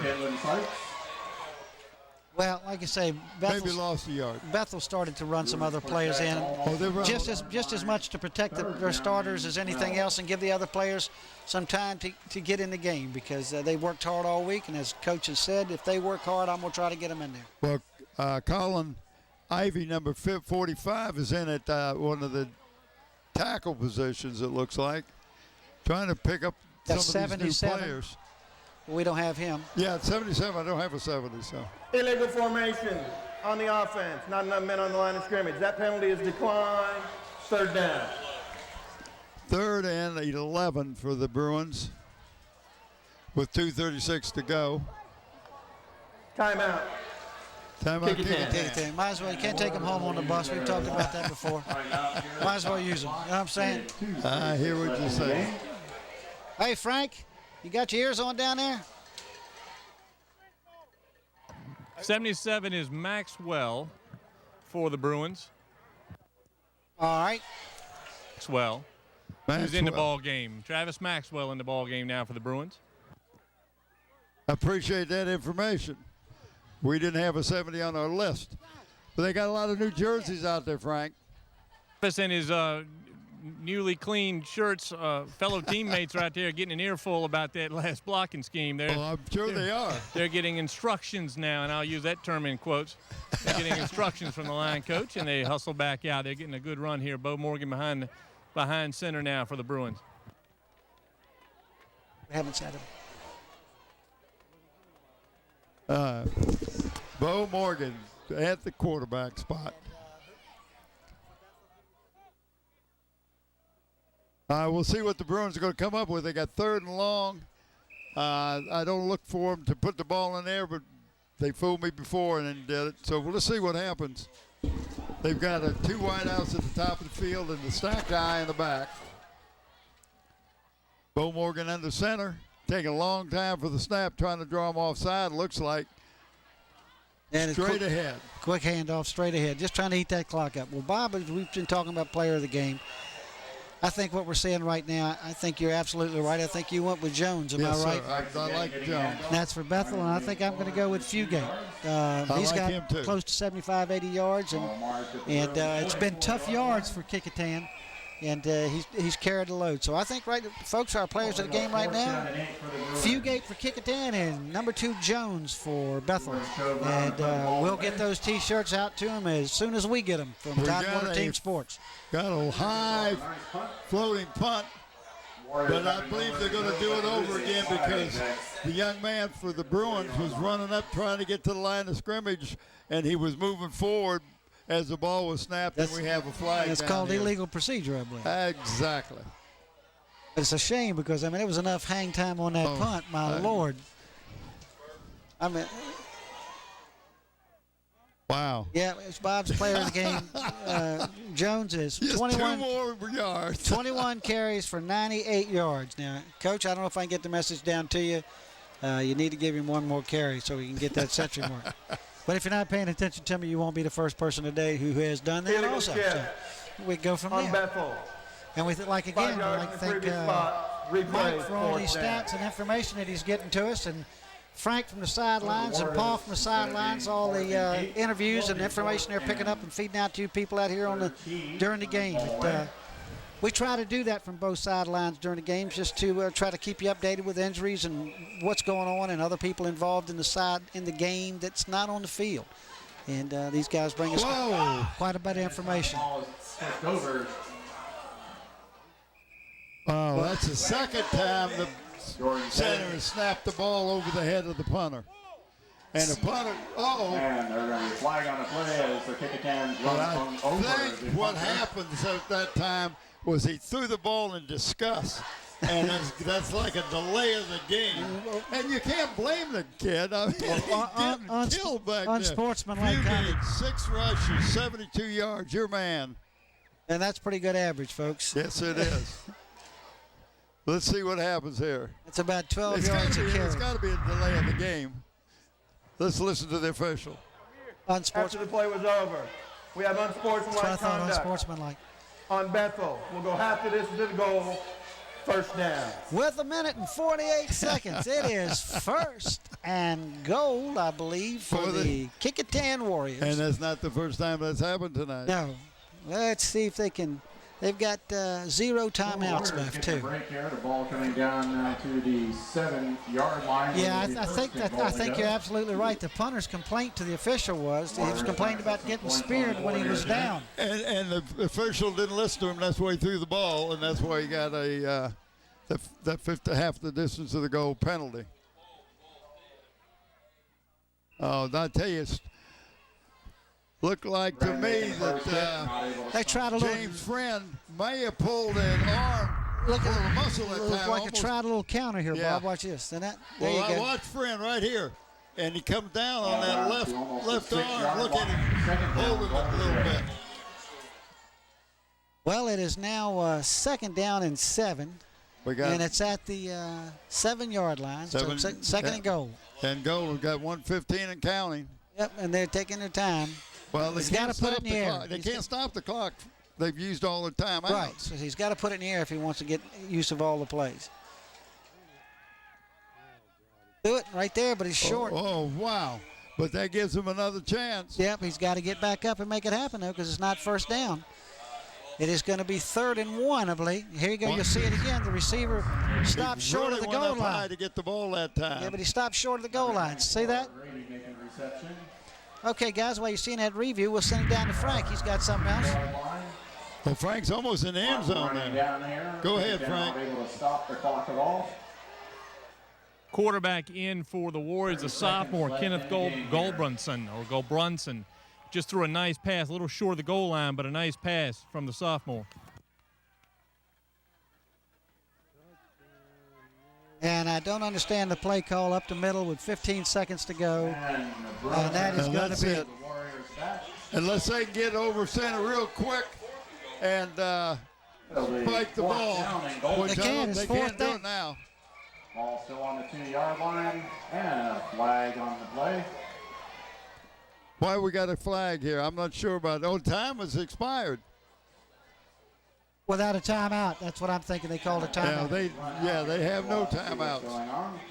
Good call. So that's the end of the game. We need to get our bearded friend up here, Andy Foley. He'd be a good one up here doing these games. Yeah, come on, Andy. You ever Andy. think about that, Andy? Yeah, give it a shot. Well, folks, I think it's the end of the game. They're down there passing around ballots and voting now. Well, we're going to have a huddle. Do we want to go home or do we penalize them and still go home? So, anyway, we'll see how they're calling this. But final stats are, folks, Bethel took over this game with 2 touchdowns in the third quarter, and walking away with a 33-0 victory over Kecoughtan. They're maintaining for sure their solid spot, number 8 in the playoffs right now, and it may have moved up some. You don't know. And may have moved up. And let me just say this: with the way it works, Kecoughtan with a loss may move up. You just don't know. We have illegal participation on the offense. 12 men on the field. We'll go 15 yards from the previous spot. Replay 4th down. Please put 6 seconds on the clock. The clock will start on the ready for play. Well, buddy, if you haven't surprised me there, folks. We had 6 seconds on the clock. You think he's going to pass it? No. It's going to be a pitch out. It's going to be a quarterback keeper. They're going to put more. They're going to try to. They're going to kick the field goal. Okay, That's what they're going to go put for. some points on. I think this is a smart move.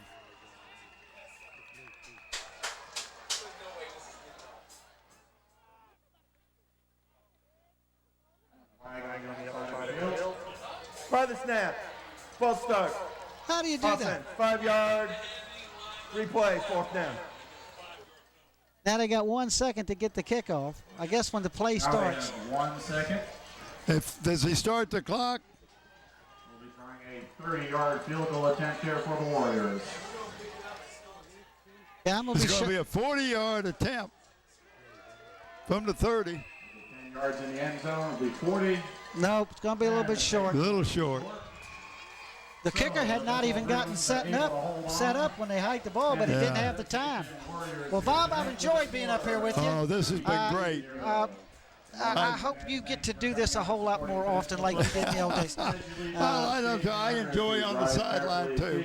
I want to thank our staff here at Darling Stadium for all their work, and, of course, Beth Mayer, who helps us immensely. I want to thank Paul, Frank, Mike, my buddy Brent. Final score again, 33-0 in favor of the Bruins. I'm Bob Henson. Until next time.